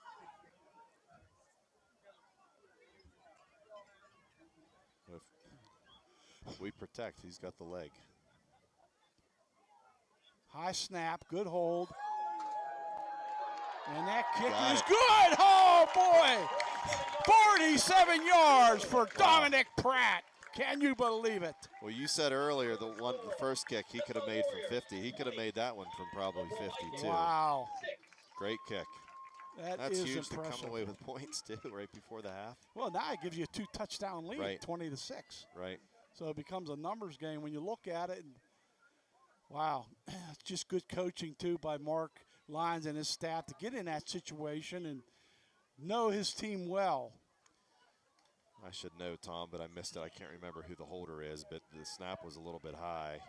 Did a great job, and that can throw the timing off too with the kicker. Great job of getting the snap down.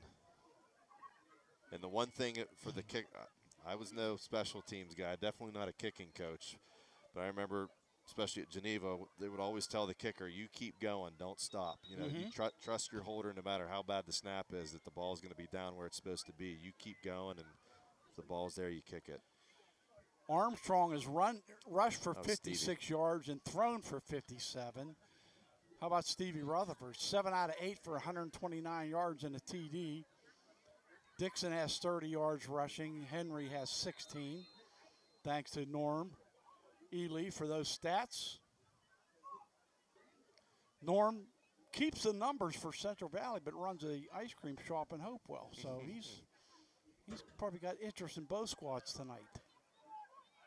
Brewster's on Broadhead Road, of course. Fumble on the play. Got to cover. And they pick it up and get across to 10, and that's about it. Stevie on the hold. It was a great job getting the hold down. And that should run out the half, and it does. So at the end of the half, Central Valley 20, Hopewell 6. Look at the scoring in the first half. Central Valley got on the board. A 12-yard run by Mason Dixon. The extra point by Dominic Pratt was good. 7-0 Warriors. And then Pratt hit a 36-yard field goal to make it 10-0 with 11:49 to go in the second quarter. Hopewell comes back with 7:46 to go in a half. A 28-yard field goal by Rocco Marcantonio. And then they try the onside kick and recover it. And Marcantonio with another field goal of 25 yards to make it 10-6. And then the big bomb from Steve Rutherford to Quinn Conley for 60 yards and the touchdown. Pratt's kick made it 17-6 Warriors with 1:13 to go in the half. And then right at the end of the half, Dominic Pratt again from 47 yards out. The field goal is good. That's where we're at the half. Central Valley 20 and Hopewell 6.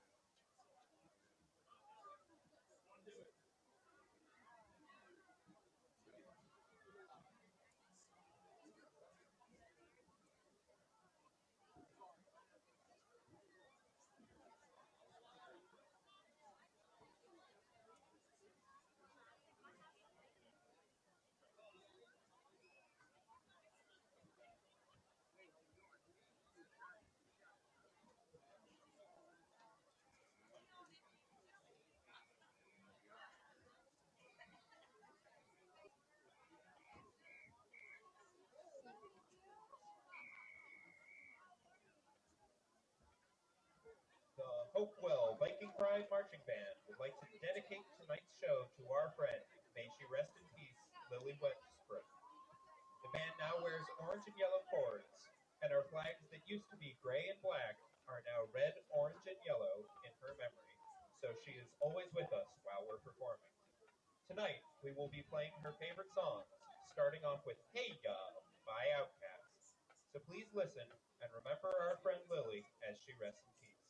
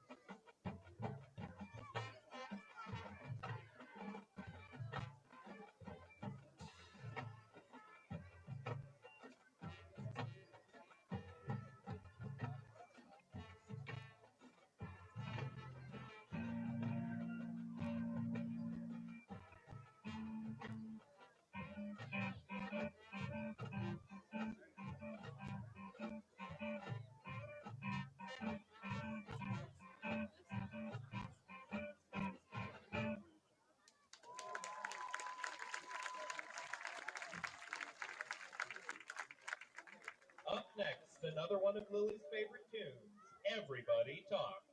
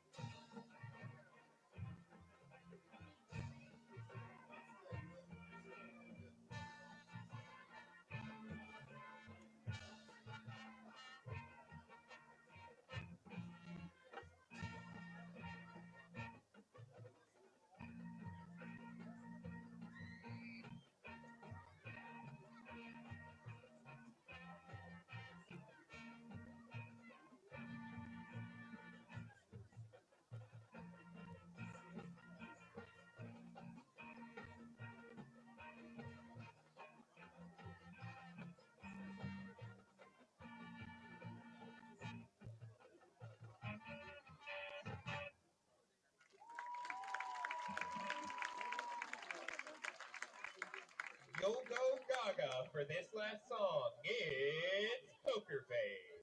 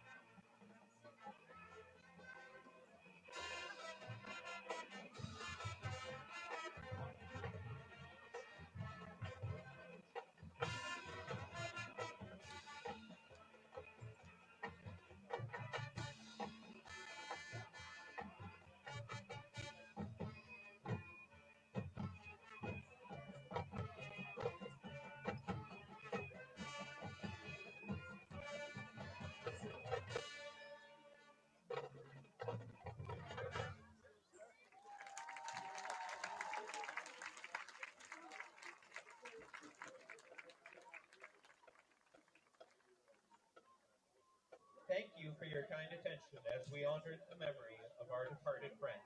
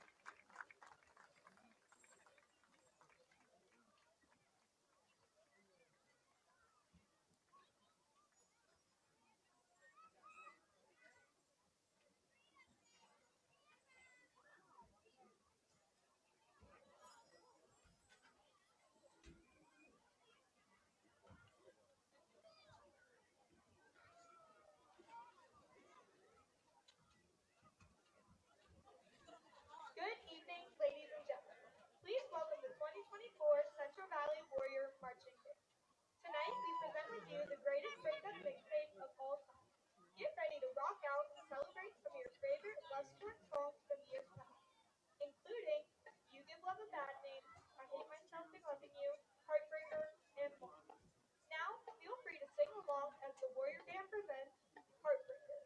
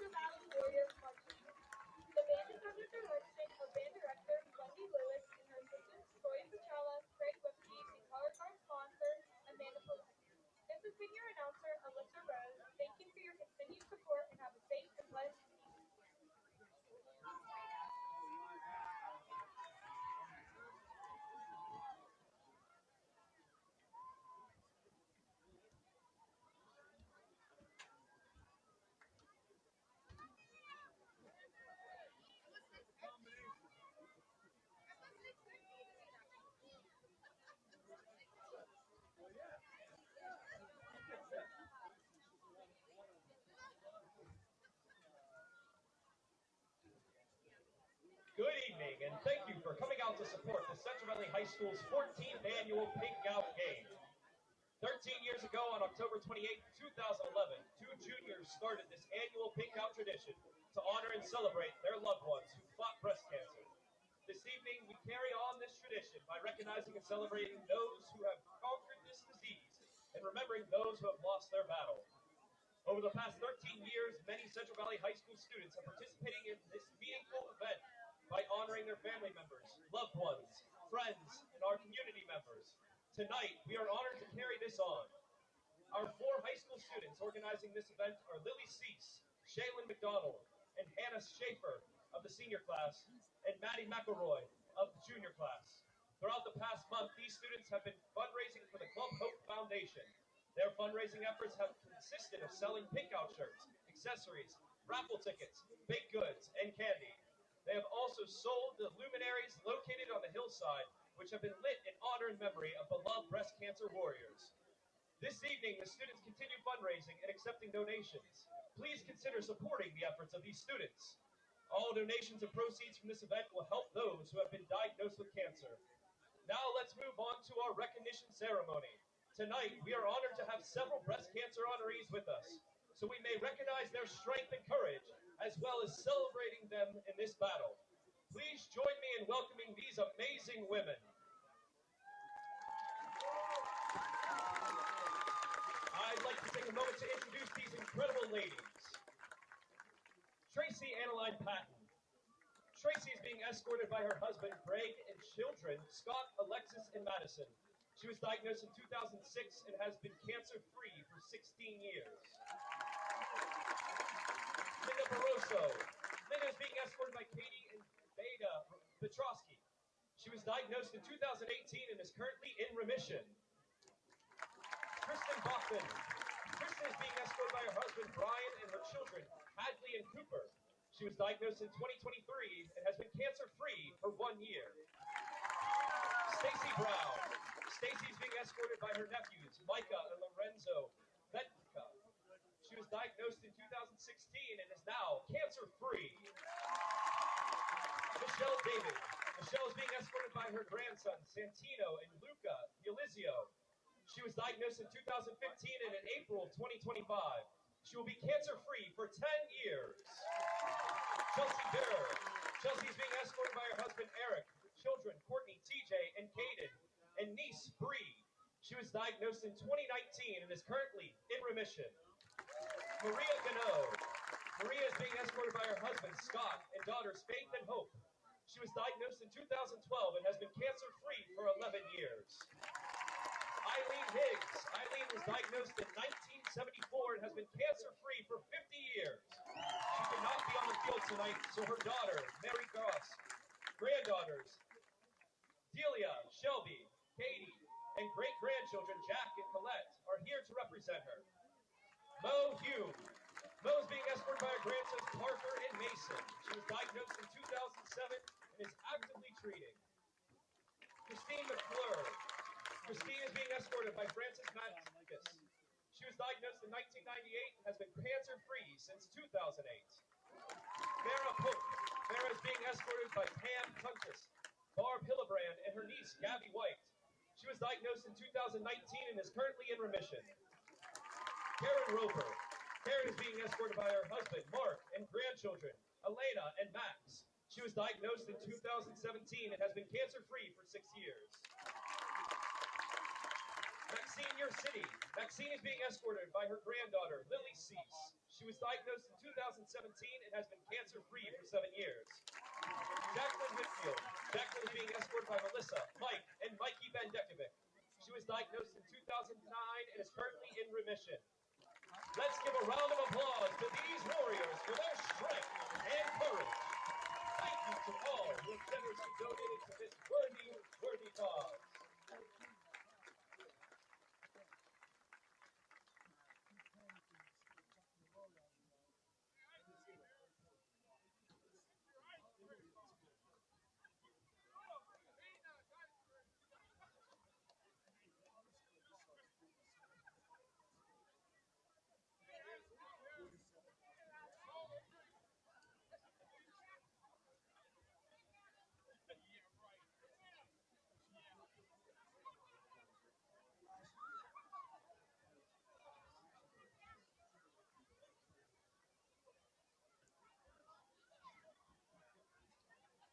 Ladies and gentlemen, we have some scores from around the county.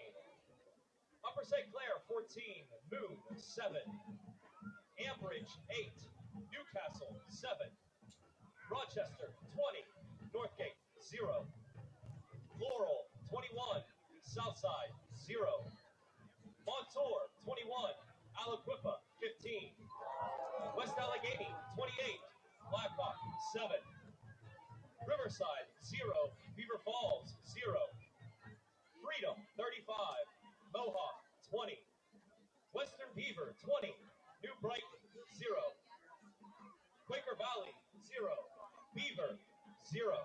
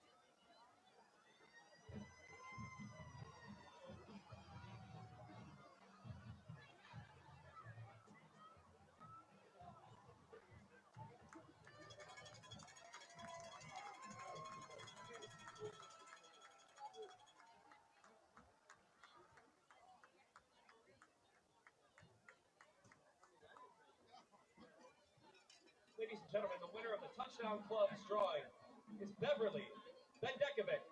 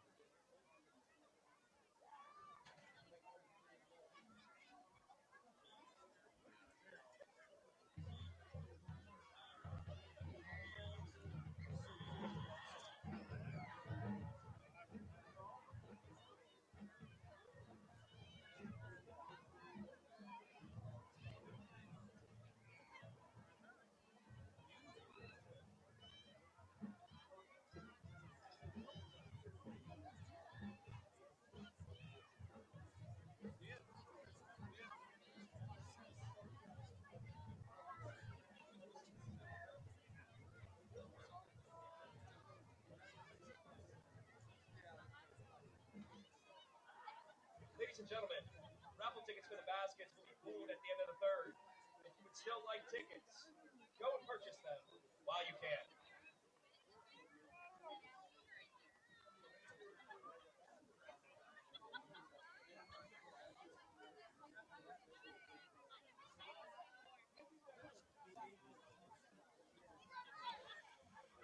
Yeah, back for second half action. Tom Hayes along with Mike Sullivan and Sean Render, Ethan Young in the booth.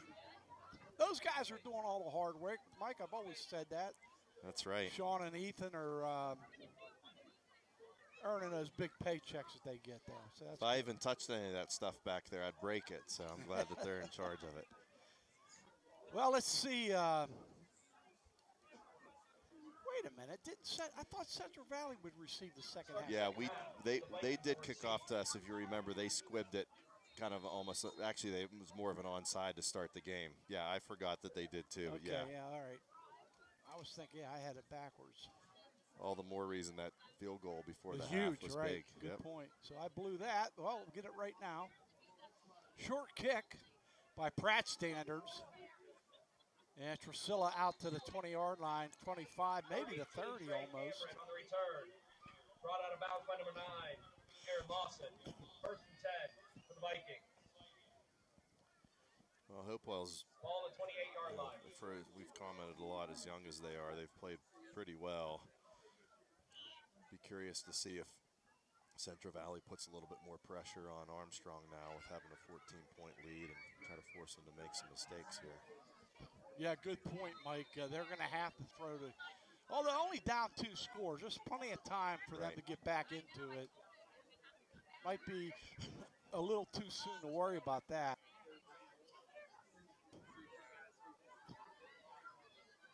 I tell you, I hope the young man can stay healthy as much as he has to carry the football. Rock with the football.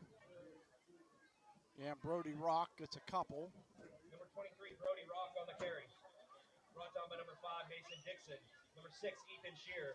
And number 50, Brendan Alexander. About 4 on the play. Second down, 6 to go.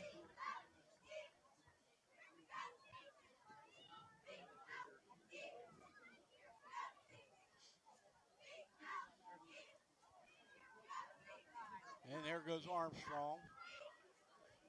And first down, yardage by Armstrong, the freshman quarterback, out to the 40-yard line. Brought down by number 33, Makai Ahmed. Let's see who it was on the perimeter there. It looked like, I don't know if it was Korea, had an opportunity to get him for a real short gain and wasn't able to bring him down. It's a big first down for them.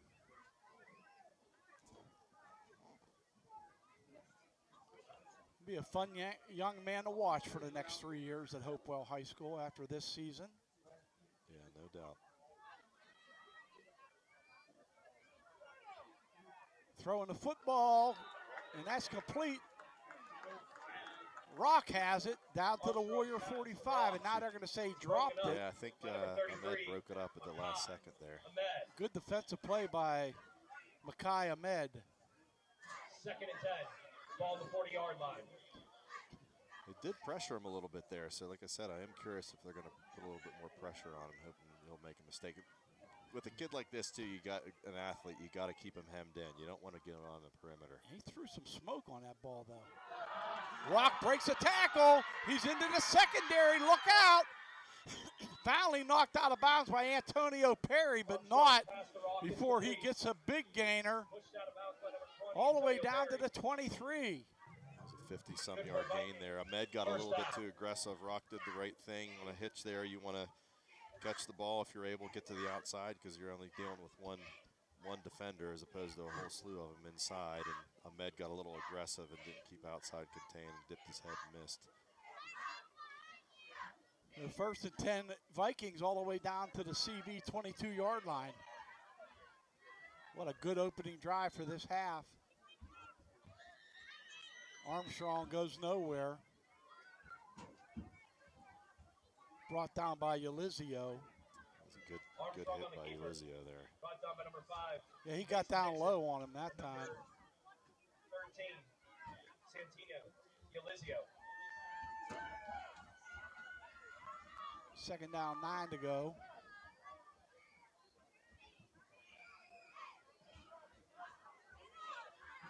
Pressure over the middle. Incomplete. Armstrong's pass to Second Rock. drop by Rock there on this drive. Even that first one, it looked like he should have held on to it. That one was right in his hands.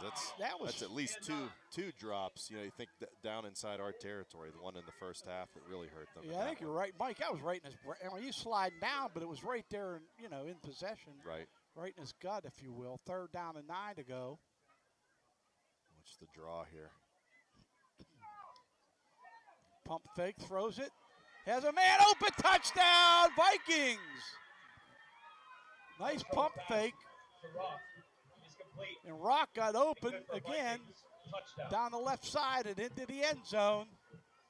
Well, if you remember in the first half, right before the half, they ran the hitch and go, and they got us on it again. First time it was a med, and we fortunately broke the pass up. That time they got Antonio being a little bit too aggressive, Antonio Perry. Great throw by Armstrong. Huge answer by Hopewell. And Mark Antonio with the extra point is good. All of a sudden, it's 20 to 13. That's going to take your score. The Central Valley Warriors, 20. Hopewell Vikings, 13.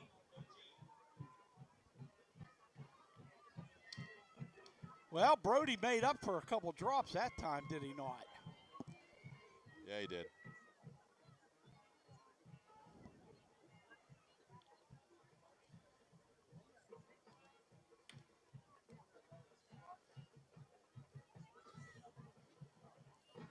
Well, now the Warriors will get their first look on offense, as I mistakenly had their possession wrong. I forgot about them deferring and kicking the ball on sides to the Vikings to start the game, as they deferred.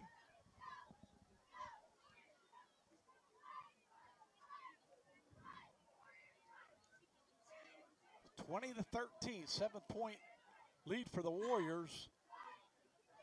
But the 21-yard touchdown reception by Brody Rock has brought the Vikings within one touchdown.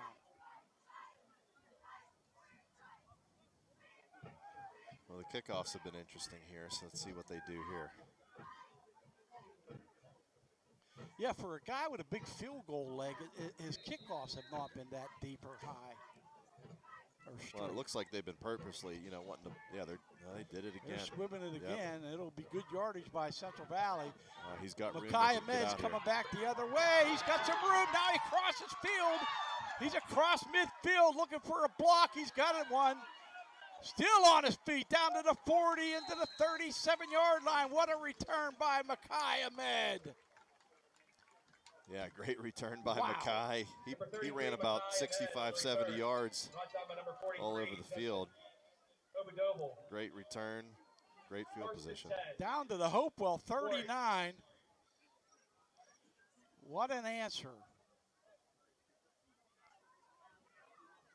Well, they got Rutherford down here at wide out.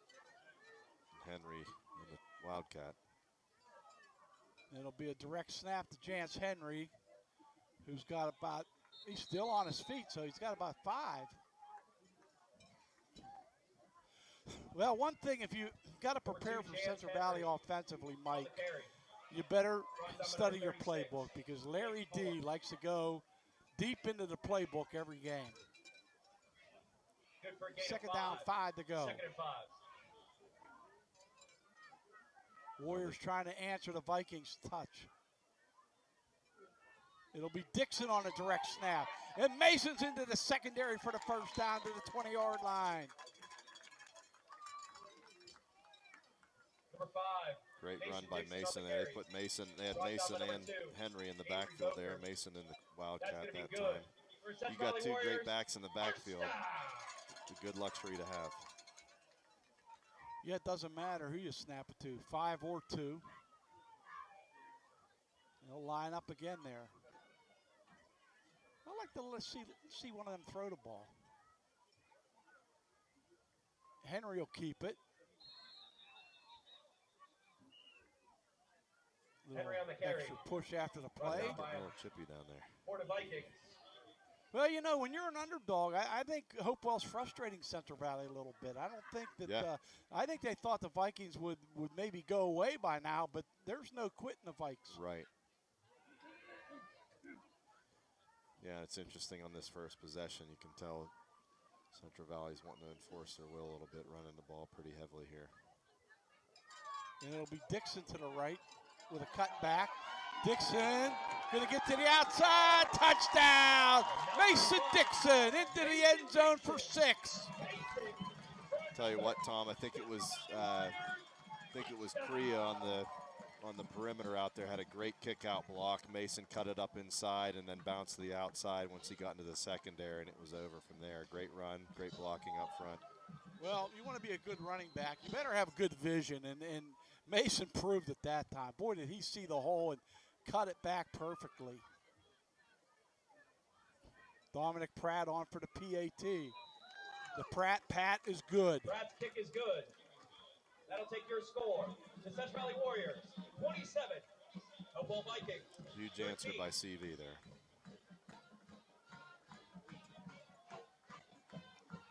Yeah, that now you wonder, you know, how many tough punches can Hopewell take?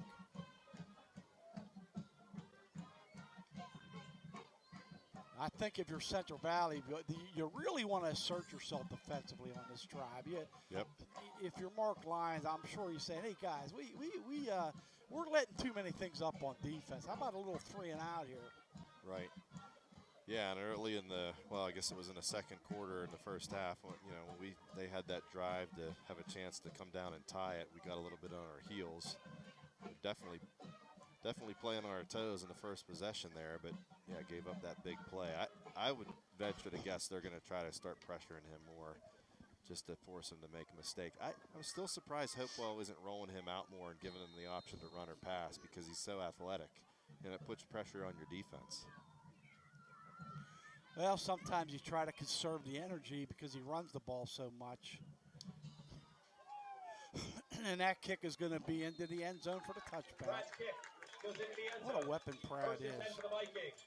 Ball on the 20-yard line. He's done a really good job, and honestly, I feel like he's gotten better as the year's gone on. Just more consistent. Oh, I agree. He's a weapon.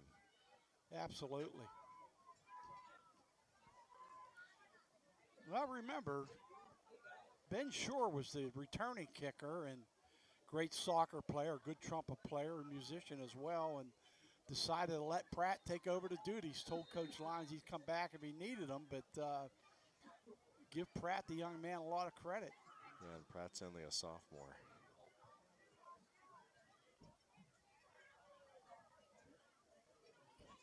Vikings at their own 20. Armstrong out across to the 21. That's it. Maybe not even there. Barely crosses the line of scrimmage. Second down, 9 to go. I'm a little bit surprised too, Tom, with as much as they're, you know, having him run the football, and a lot of times it's inside, that they haven't gone 4 wide, spread Central Valley out more. It just gives him more options and more lanes to, you know, open up a little bit, because it pulls another defender out. Quick pass, a little high, but brought down by Rock. And he'll be a couple yards shy of first down. Rock went up for that one. Good job by Ahmed there to hold him up, and then Henry came in and helped clean him up. Down by Ahmed. And Henry. To see us get off the That's field going to here bring up on a third down. This would be that third and 3 and out that you really seek. Right. Warriors lead at 27-13. Third down and 3 to go. Armstrong is going to get there, I think. Yes. Good second effort by Boo Boo. Armstrong on the keeper. Yeah, it looked like initially Good we for had him. Vikings, first down. Looked like Korea made contact with him, maybe about a yard from the line of scrimmage. But yeah, they had a pretty good surge up front. And it looked like Hank Berner, the big lineman's down with an injury. Hopefully it's just a cramp. We haven't seen a lot of cramping tonight as the weather's cooling off a little bit.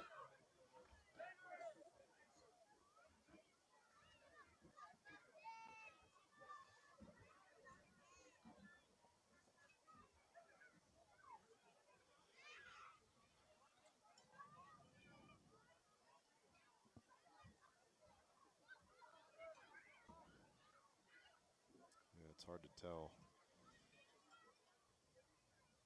what the injury is too from here. They're seeking some help, so this is not a great sign, I don't think. No. There's a couple of trainers from the Central Valley staff coming over as well, or physician assistants. I'm not sure who's out there, but there are like 5 people around Burner. Boy, you pray it's nothing serious, especially for a senior. Great two-way lineman. Yeah, it looks like they're now Will Shearer's looking going at to his come arm. out, take a peek. Tom. Say it's an arm injury. Looks like it could be, yeah.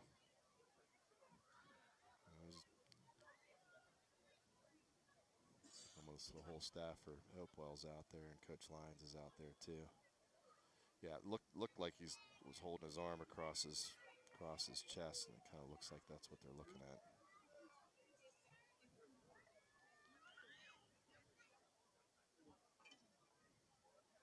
Yeah, hard to tell on the replay. Yeah, he's in the bottom of the scrum.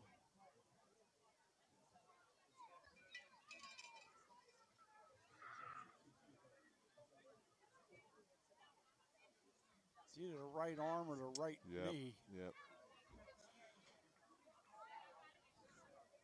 He's sitting up, which is a good sign. Burner's sitting up now. That's a good sign. 6'3", 265-pounder, the senior. Well, you hate to see that. You hope it's not too ever. serious. Again, good sign that he's up and moving. Well, it's not. It's his right arm. No question. Mike, you were on top of that. It's definitely his right arm. He has it holding tight against his chest. Now, that right arm might be shoulder, might be his elbow, wrist, right. Who knows? But we certainly send our best wishes to Hank Burner. Yeah, the fact that they're taking him in too looks like they're going to want to check him out more yeah, closely. it looks like he's on his way for some X-rays, though. I think. Yep. And unfortunately, probably has been their most consistent lineman both ways tonight. Certainly one of them. Now, if you're Hopewell, you have to get over that. That's the hardest part. Sure. Like you were a player, you've seen guys get hurt. How do you bounce back as a team?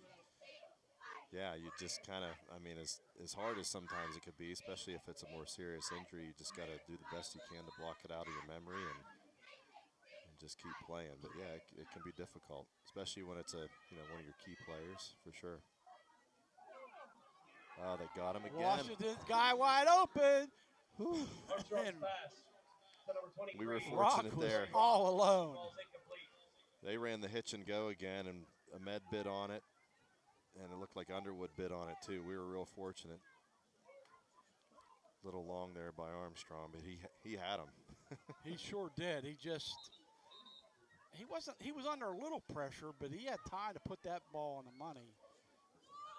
The tough thing is too is they hadn't even run the hitch at all tonight, and so guys are just being aggressive, but we shouldn't be biting on it so easily because typically you run the hitch quite a bit, to set up the hitch and go, and you start playing a little bit tighter to take the hitch away, and we've been second down, biting 10. on it. I think the field marker's wrong. It says 1. That should be a 2.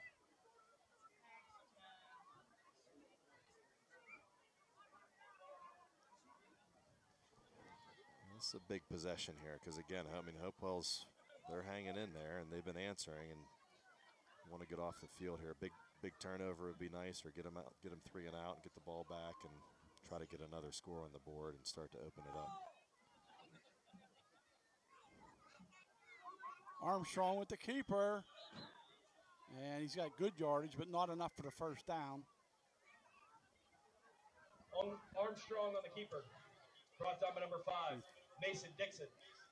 Third down. They need to fix the yard marker. Now they do, go. finally. And 4. Third down and about 4.5 to go.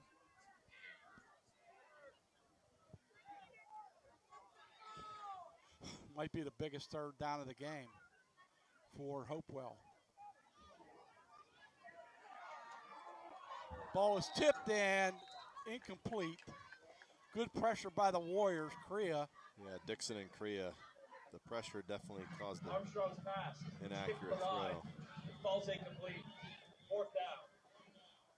It almost got picked off, even on the tip. Looked Yeah, like it someone was. near the line of scrimmage tipped it, and then couldn't see who it was. But Thing about, once the ball's tipped, you can knock a receiver down going for the ball. That's your ball. Mark Lyons is saying, I don't know, guys. They're going to go for it. They're not punting it. And it's 4th down and 4. I don't agree with this. I mean, maybe they'll quick kick it. He's too tight, though. Flag on the play. They got a They procedure moved. penalty again, False another start pre-snap on the penalty. Vikings. That's a 5-yard penalty. Like you mentioned earlier, Fourth down. Tom, that's the one thing with a young team. You Yeah. know, some of those mental mistakes that you see more often than you would in a more veteran team. But those are things that it's going to be a really good football team in the next year or so for sure. And they've definitely turned the bend. But that's Timmy a hurter there. McElhaney, the freshman, checks into the lineup. I erroneously said Timmy lived on my street last week. He just lives in my neighborhood. He lives near the end of my street, but on a different street technically. But he's Gotcha. still in the hood. I can't believe they went for it. Long pass. That is a surprise. And Central Valley's going to have great field position at the Hopewell 31. Turnover on down. 1st and 10. Yeah, that's For the tough. Warriors. I mean, you got a young football team. You're 14 points down. There's a ton of time left. A lot of game to play, and now you put yourself really in a hole.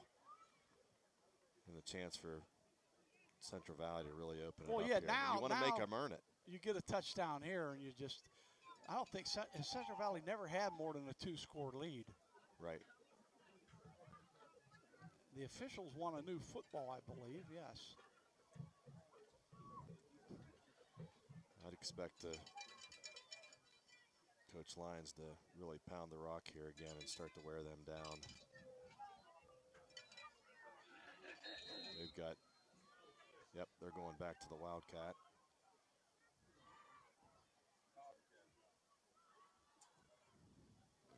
It'll be Henry. Henry's brought down for a short gain and close to a face mask. Got the hand up around the mask there. Yeah, on the helmet. Korea kind of got tied up there and fell, and then Jance tripped over him as well. Looked like there might be something there. 2nd down, 9 to go.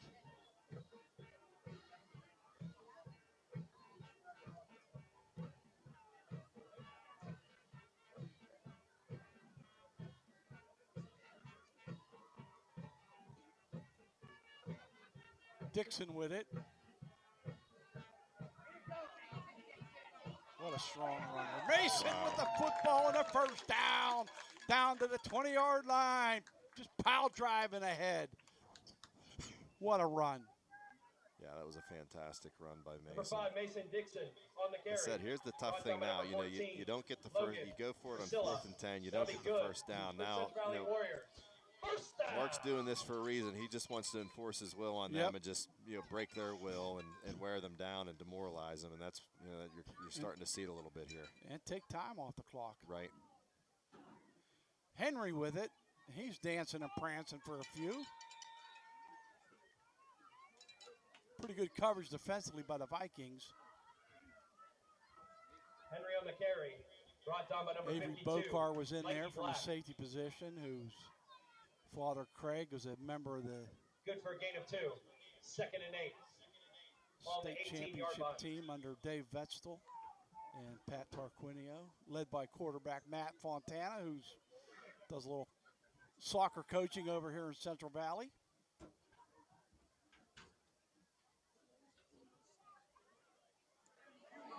Dixon with the football. Mason's going to try to get to the outside. Now cuts it in.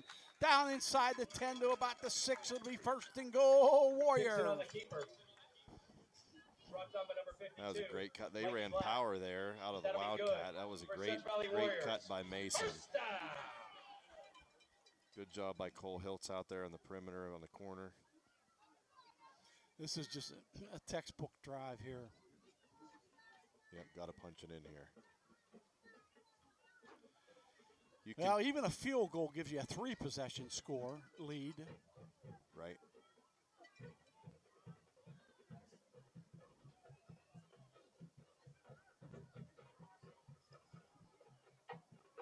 Direct snap to Henry. Henry inside the 5 to the 2.5. Henry on the run. Brought down by number Great 43. job by this offensive Justin line on this Hopewell. drive as well. I mean, it's easy to talk about Dixon and Henry, and deservedly so, but those guys up front are not too shabby. Second and goal. On the 1 yard Yeah, line. they're doing a fantastic job.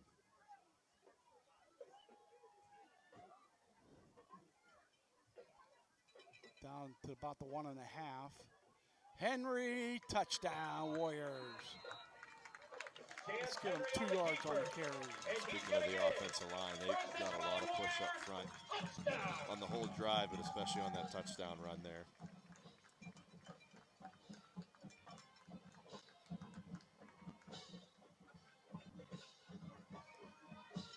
That makes it 33 to 13 with the Dominic Pratt extra point coming up.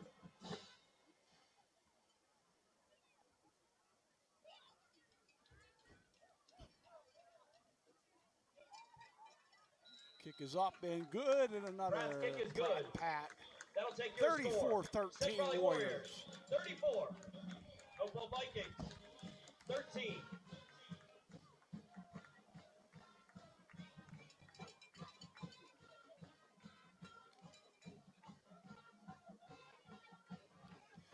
Well, the big controversial call on 4th and 10 to go for it at your own 31-yard line. Pass is incomplete, and the Warriors take over. They only have to travel 31 yards on the ground for the touchdown. So, as hard as the Vikings have fought all game long, that's one tough call that the kids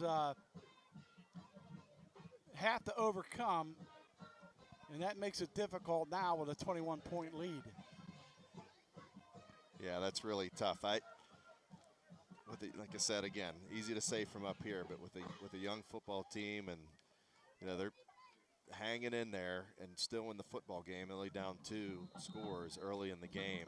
Punt the football and keep yourselves in it, and keep your team in it. And you can see a little bit in the body language of Hopewell on that drive and after that touchdown.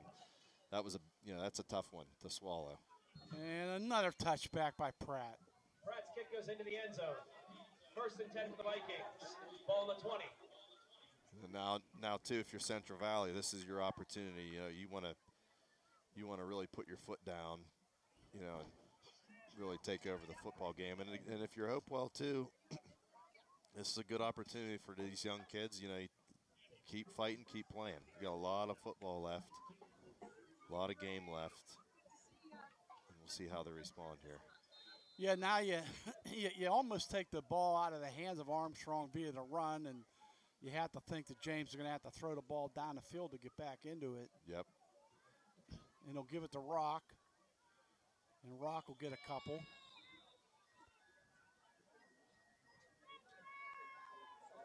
Yeah, they're going to, like you said, Tom, they're going to have to air it out a little bit if they want to get back into the football game. What a name for a running back, Rock, huh? Rock on the Alacupa carry. Montour tied at 21 in the 3rd quarter. Thank you, Sean.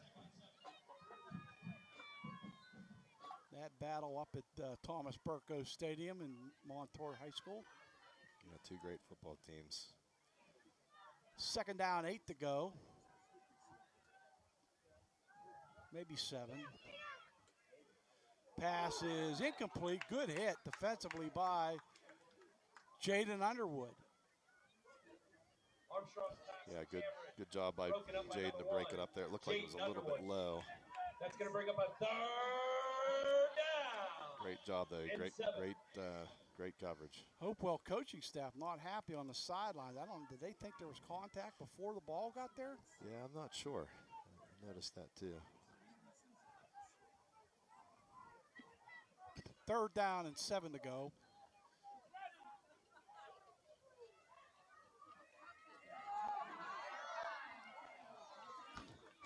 Yeah, a lot of pressure on him there. Great job by the D-line. Armstrong's pass falls incomplete.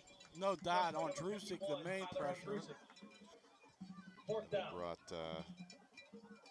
They brought Trodes off the edge too. They're definitely pressuring him some more now, which I would too. Force him to make mistakes, especially a young quarterback. I don't even know how he got rid of the football. He was under extreme duress. Kai Ahmed back at midfield for the Warriors. Now, if you're Hopewell with as much pressure as they're bringing, next time you possess the ball, you've got to think about running a screen to counter that pressure. Punt's going to be a nice one's going to roll out of bounds. Kick goes out of bounds. 47-yard line. Well, I don't expect anything to change here, and I wouldn't either. I'd keep running the Wildcat. They haven't stopped it yet, and just it's an opportunity to put them away here.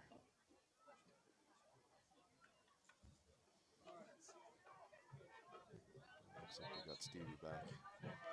Yeah, Rutherford back under center. Well, not under center, but at quarterback.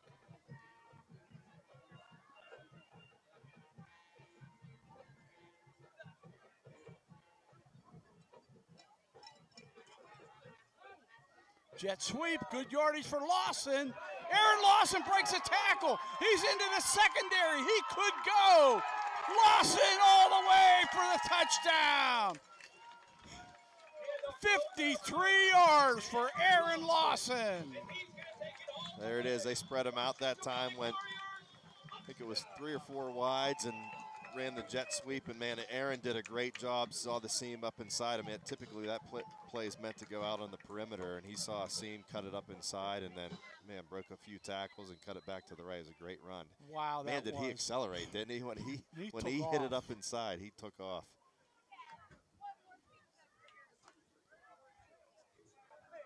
Pratt tries to remain perfect on the night, and he is.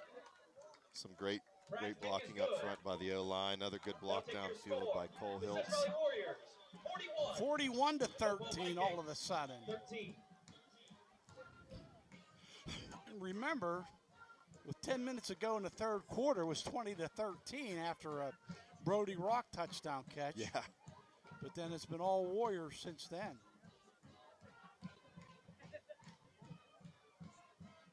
Yeah, a lot of scoring. We're still not out of the third quarter here.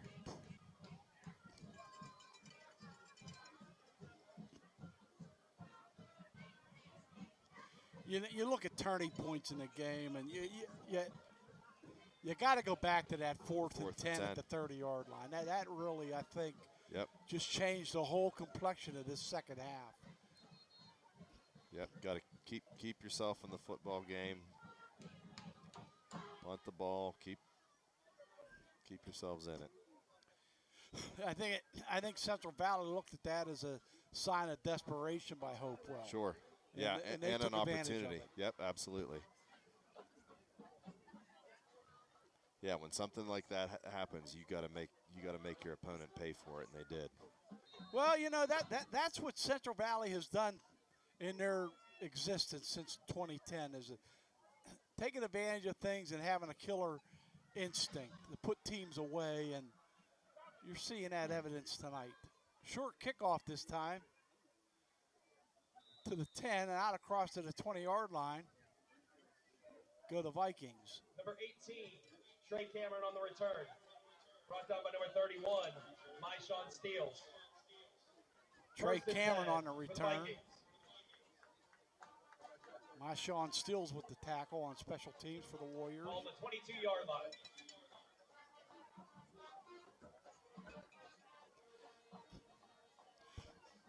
Hopewell at their own 22. 41-13, Warriors in control.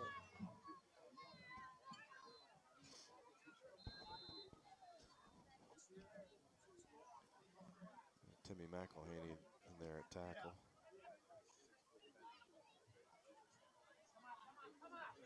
Good run by Rock. He's to the outside. First down and a whole lot more out across midfield as he lowers a shoulder on Aaron Lawson. Rock on the carry. pushed out of bounds by number 9. Good Aaron run by Lawson. Rock. We lost contain over here on the Good for outside, Vikings. and it was a First good down. pickup.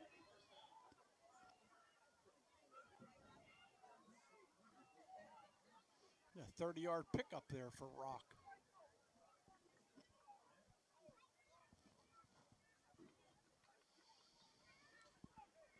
Obviously here, Coach Lyons, and if you're Central Valley, you guys got to keep playing. You know, you got a big lead. You don't want to get complacent. You want to keep being aggressive. Fumble on the play. Somehow the Vikings come up with it. On the recovery was Joshua Brunton. Recovered by number 26, Joshua Brunton.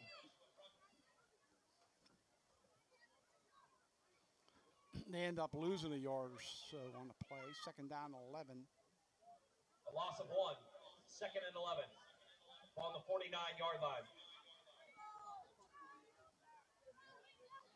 Yep, 28 now, or down 28 now. Notice Hopewell's pretty much going from the huddle. They're not going up tempo anymore. Armstrong with the keeper. And he's got a first down and a whole lot more. Inside the 30, nice run by Armstrong. And Armstrong on the keeper. the kid is a well-conditioned athlete because he does not appear to be getting tired. First down. Drucy comes in for McElhaney. No, McElhaney stays in. And they'll bring Crea out.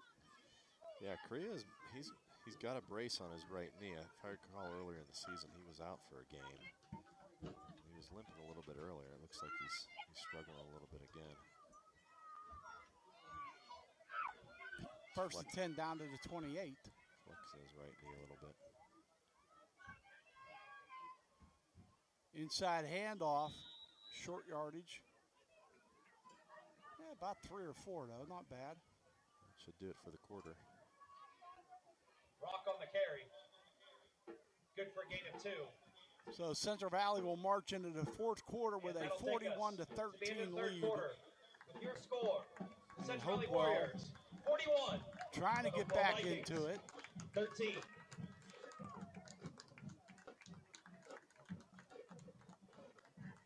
They'll have a 2nd and 8 as we start the fourth quarter action. Now, if you're Hopewell, you got to start thinking, we got to score. We have to score pretty quickly. We can't methodically march down the field. They need a couple big, quick plays. Right.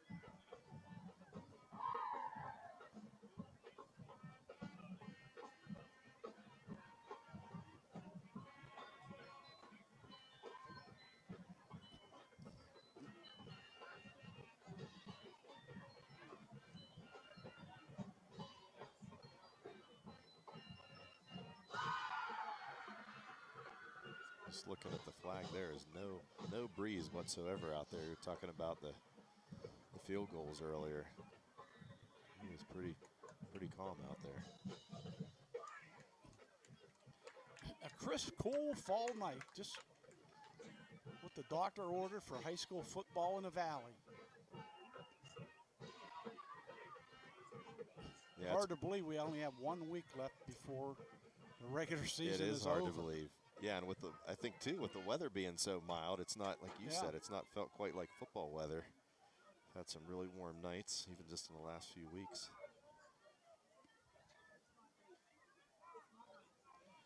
Central Valley will host North Hills next Friday night in an exhibition game. North Hills, a 5A squad.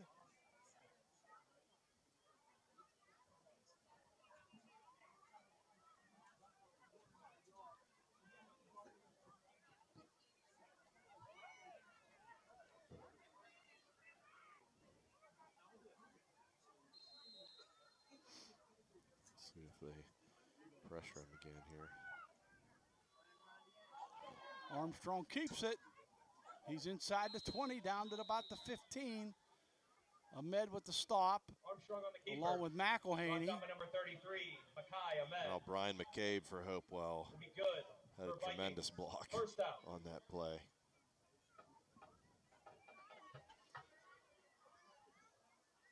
Montour 28, Aliquippa 21. Is that a final yet? Oh, third quarter score. Wow. Looks like a fantastic game. Dandy up in Robinson Township.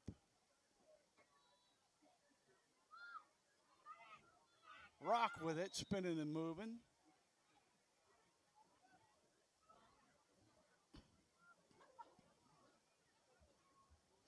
Rock on the carry. Stopped at the line. No gain.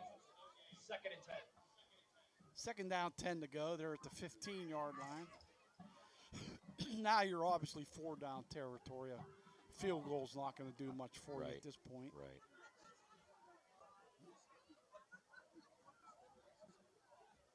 But it's only 2nd down.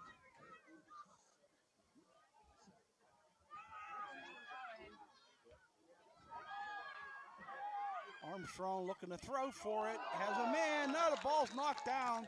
Great defensive play. Number 21. Quinn Conley, yeah. Yeah, great play there. He had a receiver open, but Conley with the great vision to get up there and bat that ball down to make it 3rd and 10. Yeah, I thought for a minute he had a shot at it, but yeah, it wasn't as close as it originally looked.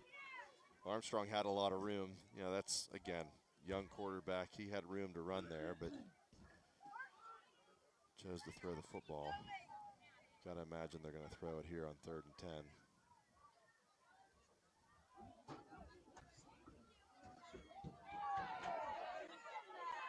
Well, Armstrong's going to take off. He's got some room, and he's into the end zone. Touchdown. 15 yards for James Armstrong. Armstrong on the keeper.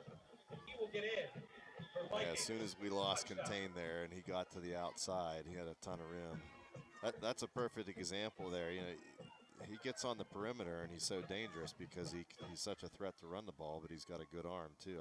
I'm really surprised they haven't done more of that just with sprint out earlier in the game.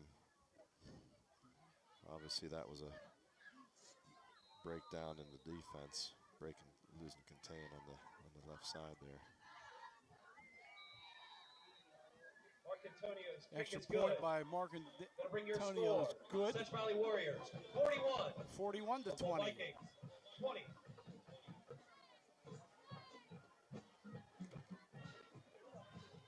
Ladies and gentlemen, we have the winners for the baskets. For the popcorn basket. Coach Lyons isn't too happy about that possession, and you can't blame him. Chocolate Festival. Well, no quit.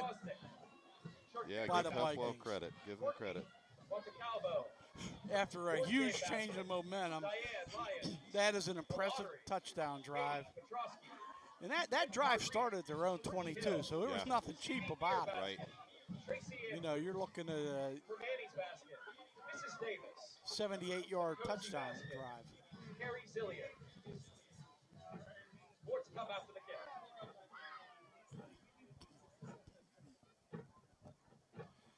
Well, get ready for the onside kick here, I would imagine.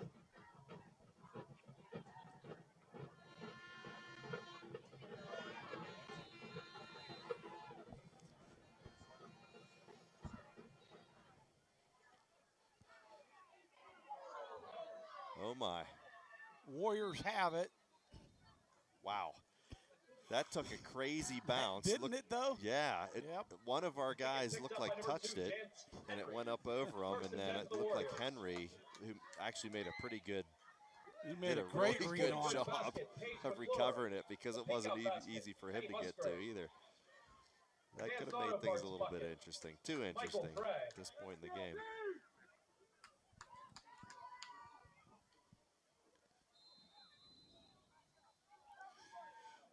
CV at their own 31. Yeah, more like the 33. Just Good looking, yardage up the middle. just looking at the replay on that. Chance onside. Henry. That ball bounced probably 10 feet in the air.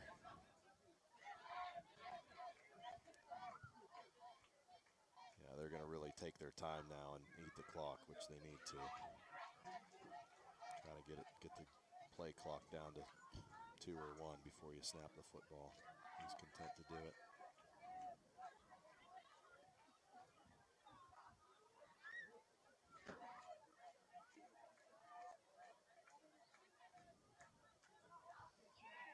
Braddock Ambrose in at quarterback. Henry with the football and a first down. Great run. Henry on the run.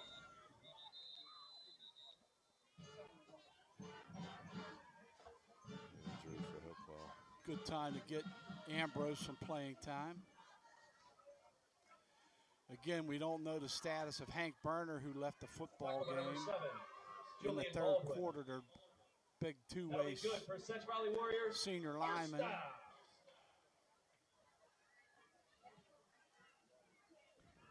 Braddock Ambrose, the sophomore, had the big game down at McGuffey for an injured Steve Rutherford.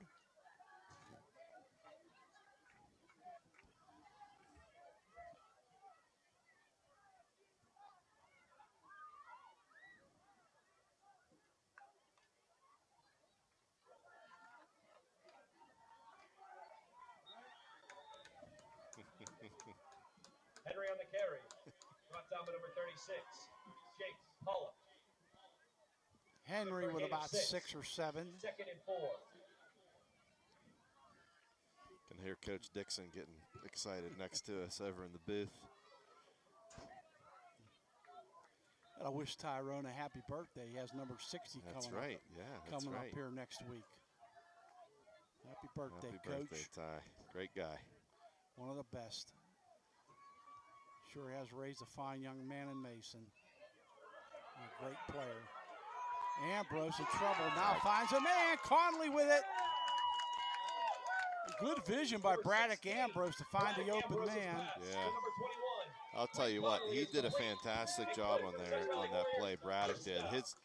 His first read, he was going to check it to the swing pass with the running back, and he wasn't open. The DB read it really well. He was real calmly rolled out, and I mean he was very patient too to find Conley. I mean Conley just came open and he was running an option route. Great job by Braddock. Now we have an injured Viking down on the field.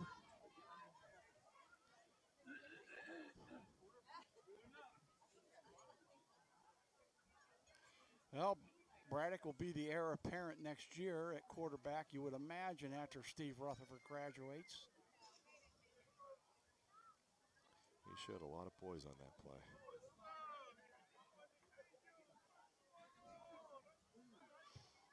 His old uncle could play a little quarterback here for Center High School back in the day. Brandon, the current head basketball coach at Central Valley. I played a year or two. Brandon's a little younger than me, but played a year or two with Brandon at Geneva.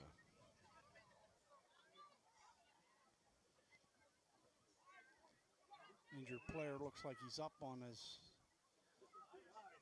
sitting up now and walking off the field. Under his own power is Mikey Black. Yeah, looking at the replay, when he came over top to tackle Conley, his back really hyperextended, so it looks like that's probably what it was his lower back. It looked pretty nasty. Looks to be okay, though. After the play. And there's a personal foul on Central Valley. On the Warriors. I never saw that penalty coming anywhere.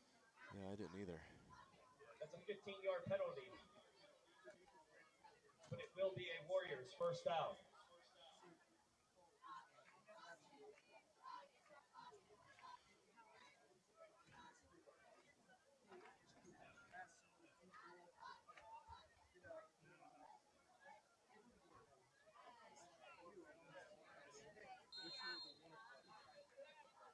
Mikey Crea playing a lot more offense tonight with Luke Jerevac actually being out tonight. Henry with the football, and Jance is breaking tackles. He's still on his feet. What a powerful run there for the first down. Great run, couple nice spin moves. Knocked out of bounds by Avery Bokar. But that'll be good for another Central Valley Warriors first down.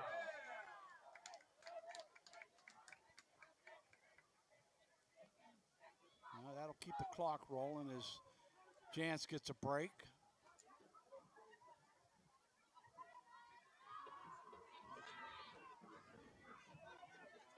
Aliquippa now leads it 29-28 over Montour.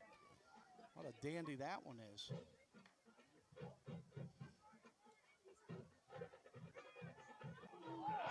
Pass is too Ooh, high.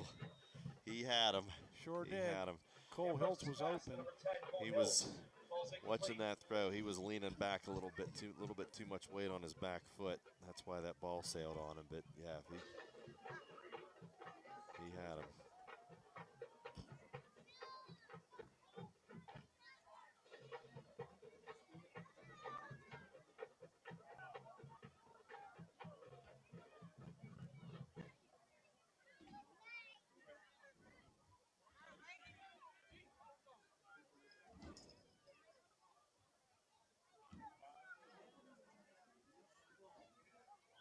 Mason Dixon finally brought down by 3 or 4 Vikings.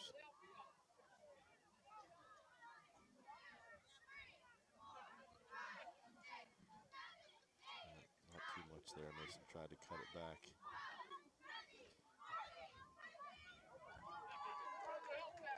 Dixon on the carry. Brought down by number 8, Xander Musi. Lawson in for Korea. Gonna bring up 3rd and 9.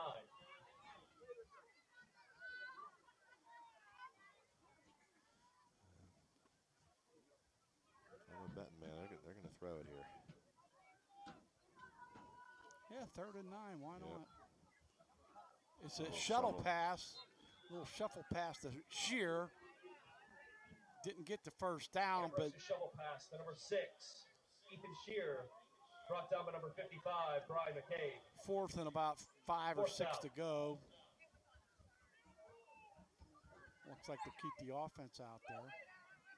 Yeah, they're going to Now kick they're it. going to kick a field Yep. goal again with Pratt. Ambrose will be the holder now instead of Rutherford. So this will be from 44 yards. Got to protect here. Gets it off.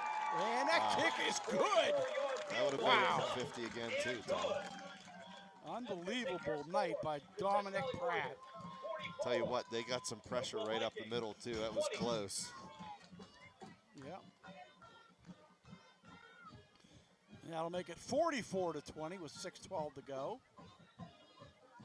What a Ladies weapon. and gentlemen, 4 baskets. The chicken Not only the running field back, goal, Abigail but the Stewart. kickoff for the Kickoff. touchback. Yeah, absolutely. Megan That's Mamula. field Stanley and position. Lulu basket. Megan Mamula. Harry K basket. I don't know. He got to be the special teams player of the year in this conference. Allison. I'm getting cold. Are you? Taravino. You got the Hunter's Tossel cap Tony on. Turkle. You're getting soft in your old age, That's Sullivan. right.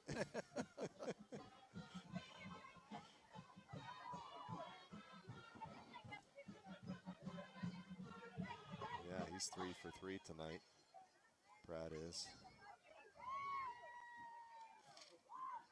30, what was the first one? 36. 36. Second one was over 40, and that one was 44. Wait a second. I'm trying to find it. Thought it was 47. Was it 47?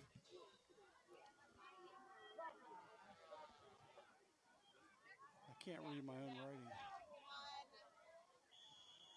Return out of bounds at the 15. Well, he had a 36. Number 18, Trey Cameron. The first one was On the 36. return. Out of bounds at the 15-yard line. 1st and 10. And a 47-yarder. Yeah. Here's a 47.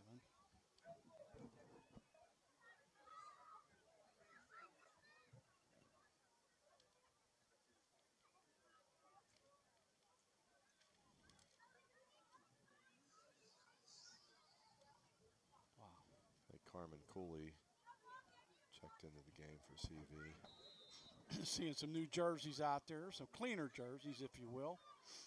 6:07 to go in the game.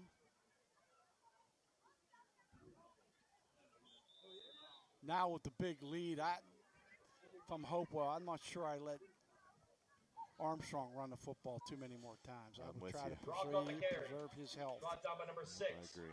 Ethan Shear. Don't think you're going to come back from 24 down Good for with a gain of 5:40 2. to go. be honest with you, at this point, I wouldn't even have him in the football Yeah, game. well, I don't even know who their Ball to backup 17, is or yard how line. capable he is. As I said, the expected starting quarterback, Kingston Croddick, is out for the year. Yeah. Great baseball player, too, so hopefully he can come back. Actually, I think he has a Division I offer in baseball. And Armstrong is hit for a loss. Ondrusik is there. Armstrong on the keeper. Met in the backfield. By number And also 51, Alexander. Tyler Ondrusik.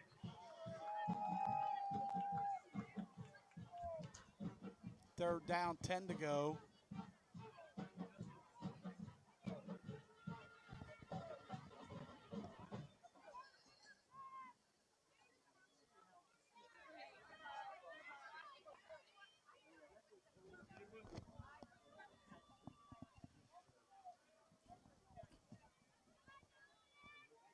Get off the field here. Whistle before the snap. I Timeout. think they called a Timeout, timeout. yeah. I think the play clock was down to almost 0. I like the fight in this Hopewell squad tonight. I really do. We've talked about their youth and inexperience all night long, and deservedly so. This is a football team that's going to make some waves in the next couple years. Yeah, for sure. Yeah, They're going to be a fun team to really, watch. really young team, and just really impressed with their, some of their young kids. I mean, they just played really, really well, and again, obviously, some mistakes out there, which you expect from young kids, but the experience that they're getting, being able to play at such a young age will just, imagine what that experience will do when those kids are juniors and seniors, even as sophomores. Yeah.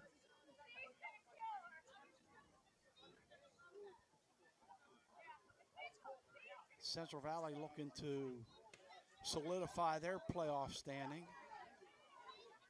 I think three teams from the Western Hills Conference make the playoffs, and then possibly a wild card or two. Avonworth at 4-0. Central Valley is going to be 5-1. Beavers 3-1. Hopewell's going to drop to 2-3 in the conference.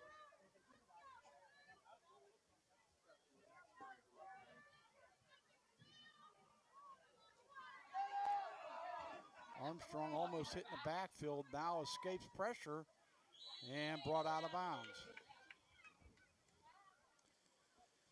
Yeah, Armstrong he on the wanted to keeper. go to the single Pushed out of receiver bounds. side. They tried to Number run six, what Ethan you call Shear. a slant and go, and Wasn't brought out of bounds. They're running the Oh, clock. Gonna bring up a 4th and 5. Underwood, I think it was Underwood on the coverage up top, did a pretty good job. Didn't bite on the slant. Now I'm starting to see a little fatigue in Armstrong. It He's just could carried be the ball a lot. It could be the fact that he's tired, or he knows what the score is and how much time's left in the game. But what a valiant effort this young man put out tonight at quarterback, the freshman. Central Valley led by Mason Dixon and Jance Henry again. Rutherford at quarterback. Underwood on the return. Still on his feet. Good return by Jaden Underwood. Didn't gain an awful lot of yards, but sure did make it interesting, I'll say that. I don't know if he gained any at all. 49-yard line. I think he had at least 4 on the 1st return. and 10. Yeah, he had a lot of room in a situation like that on the punt. You got room. Get upfield as quick as you can. Get vertical and try to get as much as you can, then make a move. Oh, he sounds like a coach now. Let the kid have some fun. Do a little dancing out there. As a midfield. coach, that drives you crazy. I know. And especially when you get in traffic, and I was watching him only holding on to the ball with one hand.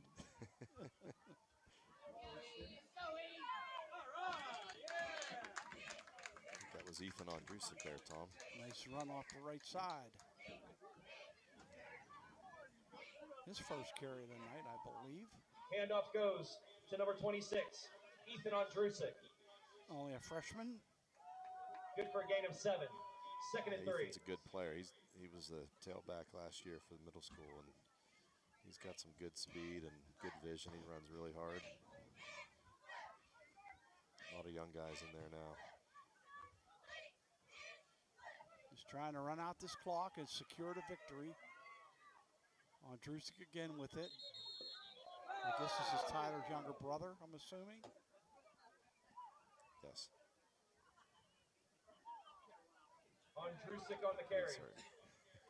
How cool is that for the Ondrusik to see their senior play in a game and then their freshman son Yeah, get absolutely. into it? No doubt. And that's got to be awesome.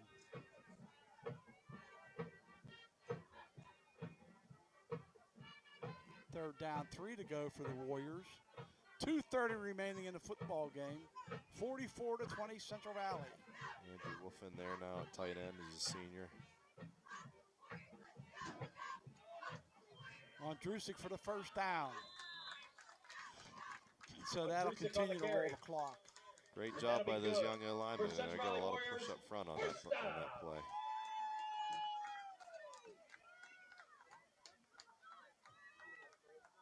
Carson Stewart in there. Yep, Timmy McElhaney now. Try to get some of these young guys some publicity.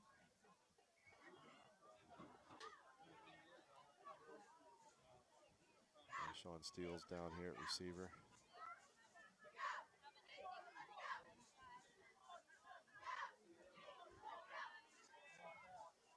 New center as well in Maddox Skurlak.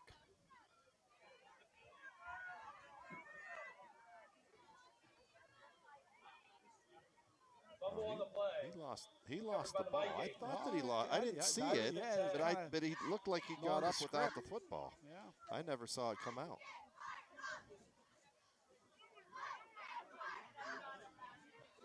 I heard the coaches in the booth next to us yelling ball, but I didn't see it.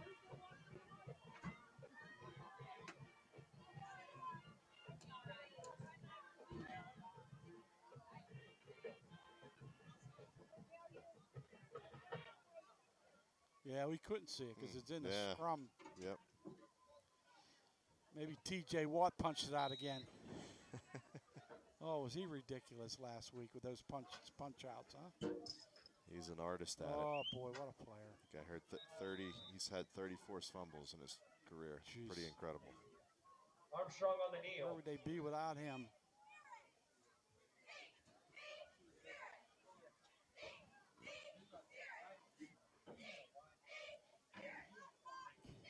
Oh, what seems to be the hold up here. I don't know if they're trying to. They've got the ball placed, so it's not an issue of determining where to put the ball. Maybe? Yeah, I don't know. Well, Hopewell's going to just take the knee. It makes sense. They got a lot to be proud of. Not going to get the W tonight, but they're going to get the E for effort.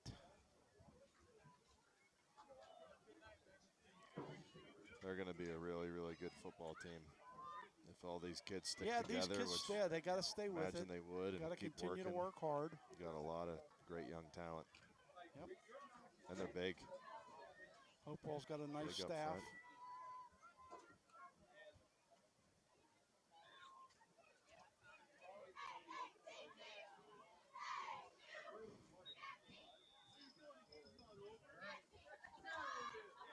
And with that kneel down, it'll end the game. I don't think they're going to have to take another snap. The Central Valley Central Valley will go to 5-1 in the section and 5-4 overall. Hopewell, on the other hand, will dip to 2-3 and 4-5. Drive home safely. Hopewell will travel to North Catholic next Friday night, and Central Valley will host North Hills. As the both teams line up at the 50-yard line and shake. Mike, final thoughts on really an interesting football game, a good opponent, a good young opponent that tested these Warriors early on, but true to form, Mark Lyons and his staff right the ship. The kids come alive and walk away with an impressive victory.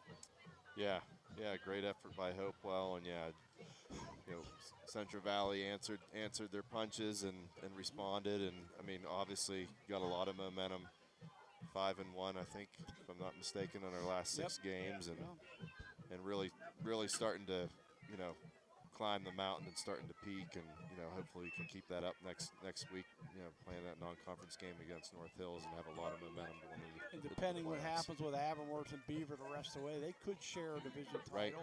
Right. We don't know that yet. yet. We have to wait until all the games are played. But again, we want to thank Sean and Ethan for their help tonight.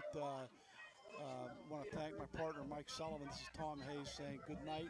Thanks for joining us on the Central Valley School District YouTube channel. We'll be back at it 7 days from now as the Warriors host North Hills. Final score once again, Central Valley 44, Hopewell 20. Good night, everyone.